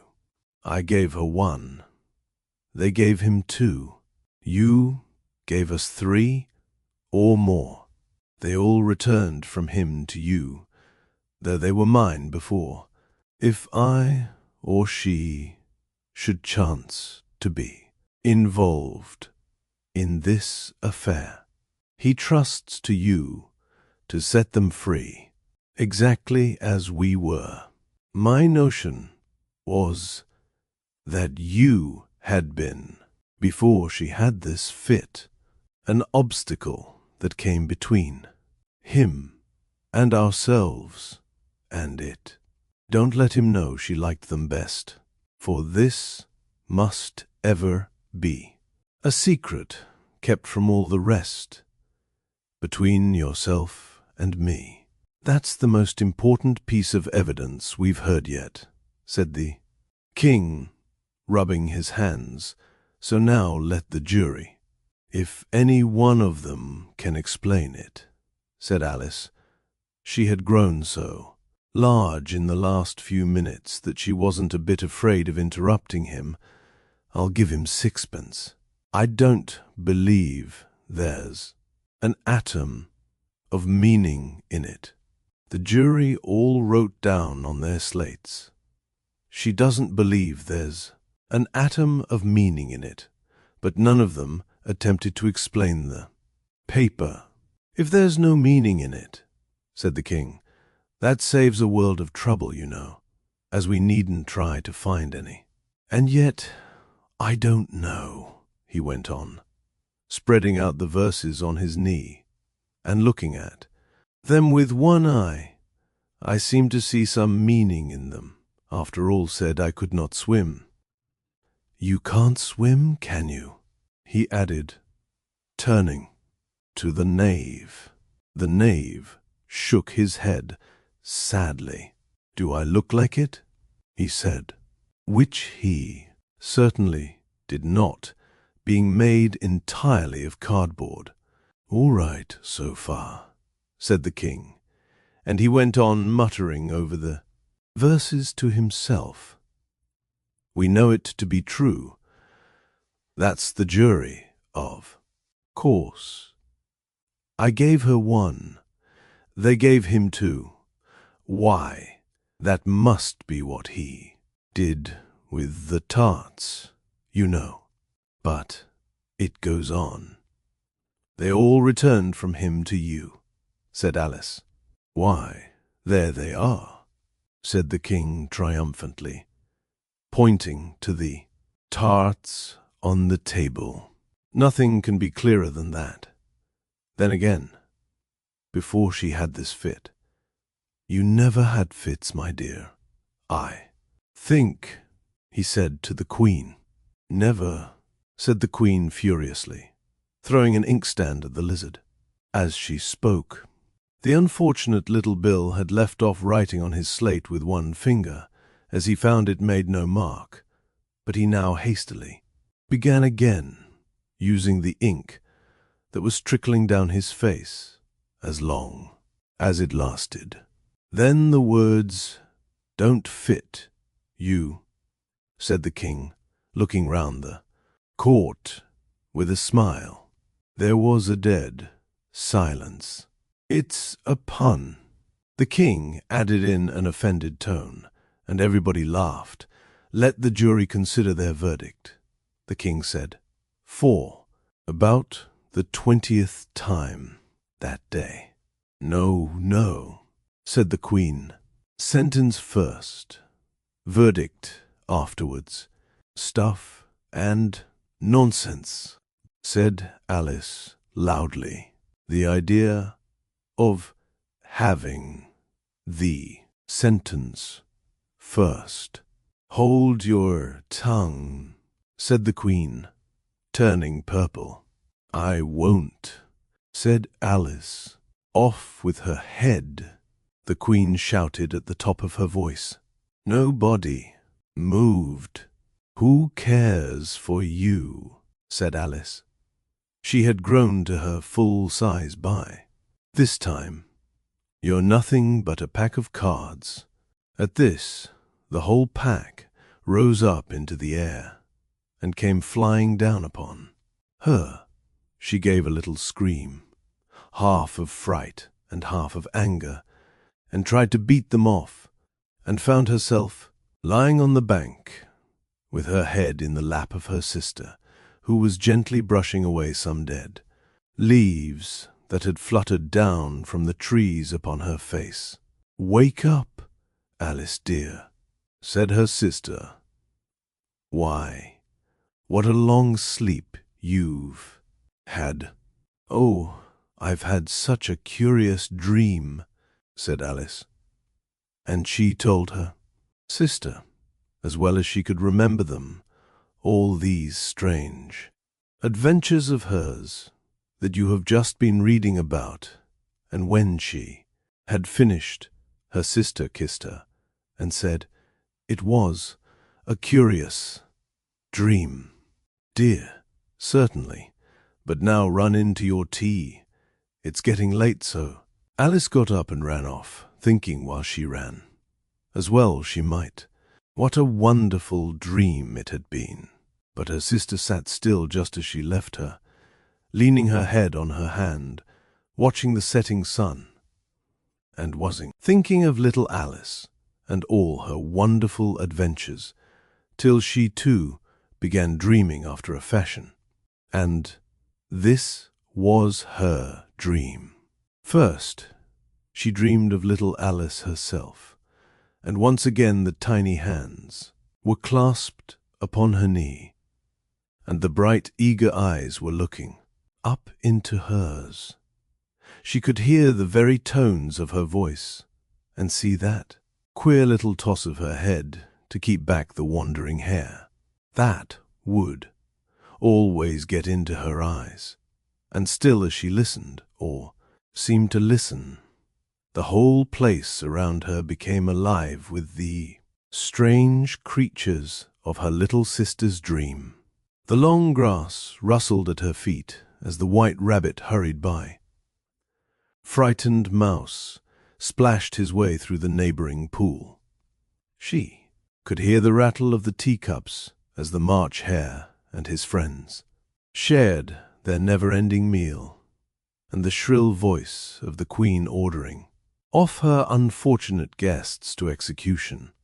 Once more the pig baby was sneezing on the Duchess's knee, while plates and dishes crashed around it.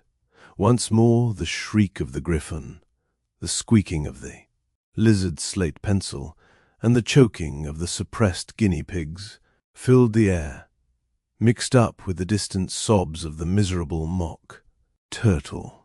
So she sat on with closed eyes, and half believed herself in Wonderland, though she knew she had but to open them again and all, would change to dull reality. The grass would be only rustling in the wind, and the pool rippling to the waving of the reeds. The rattling teacups would change to tinkling sheep, bells, and the queen's shrill cries to the voice of the shepherd boy, and the sneeze of the baby, the shriek of the griffon, and all the other queer noises would change to the confused clamour of the busy farmyard, while the she-knew lowing of the cattle in the distance would take the place of the mock turtle's heavy sobs. Lastly, she pictured to herself how this same little sister of hers would, in the aftertime, be herself a grown woman, and how she would keep, through all her riper years, the simple and loving heart of her childhood, and how she would gather about her other little children, and make their eyes bright and eager with many a strange tale, perhaps, even with the dream of Wonderland of long ago, and how she would feel with all their simple sorrows, and find a pleasure in all their simple joys, remembering her own child life and the happy summer days. The end.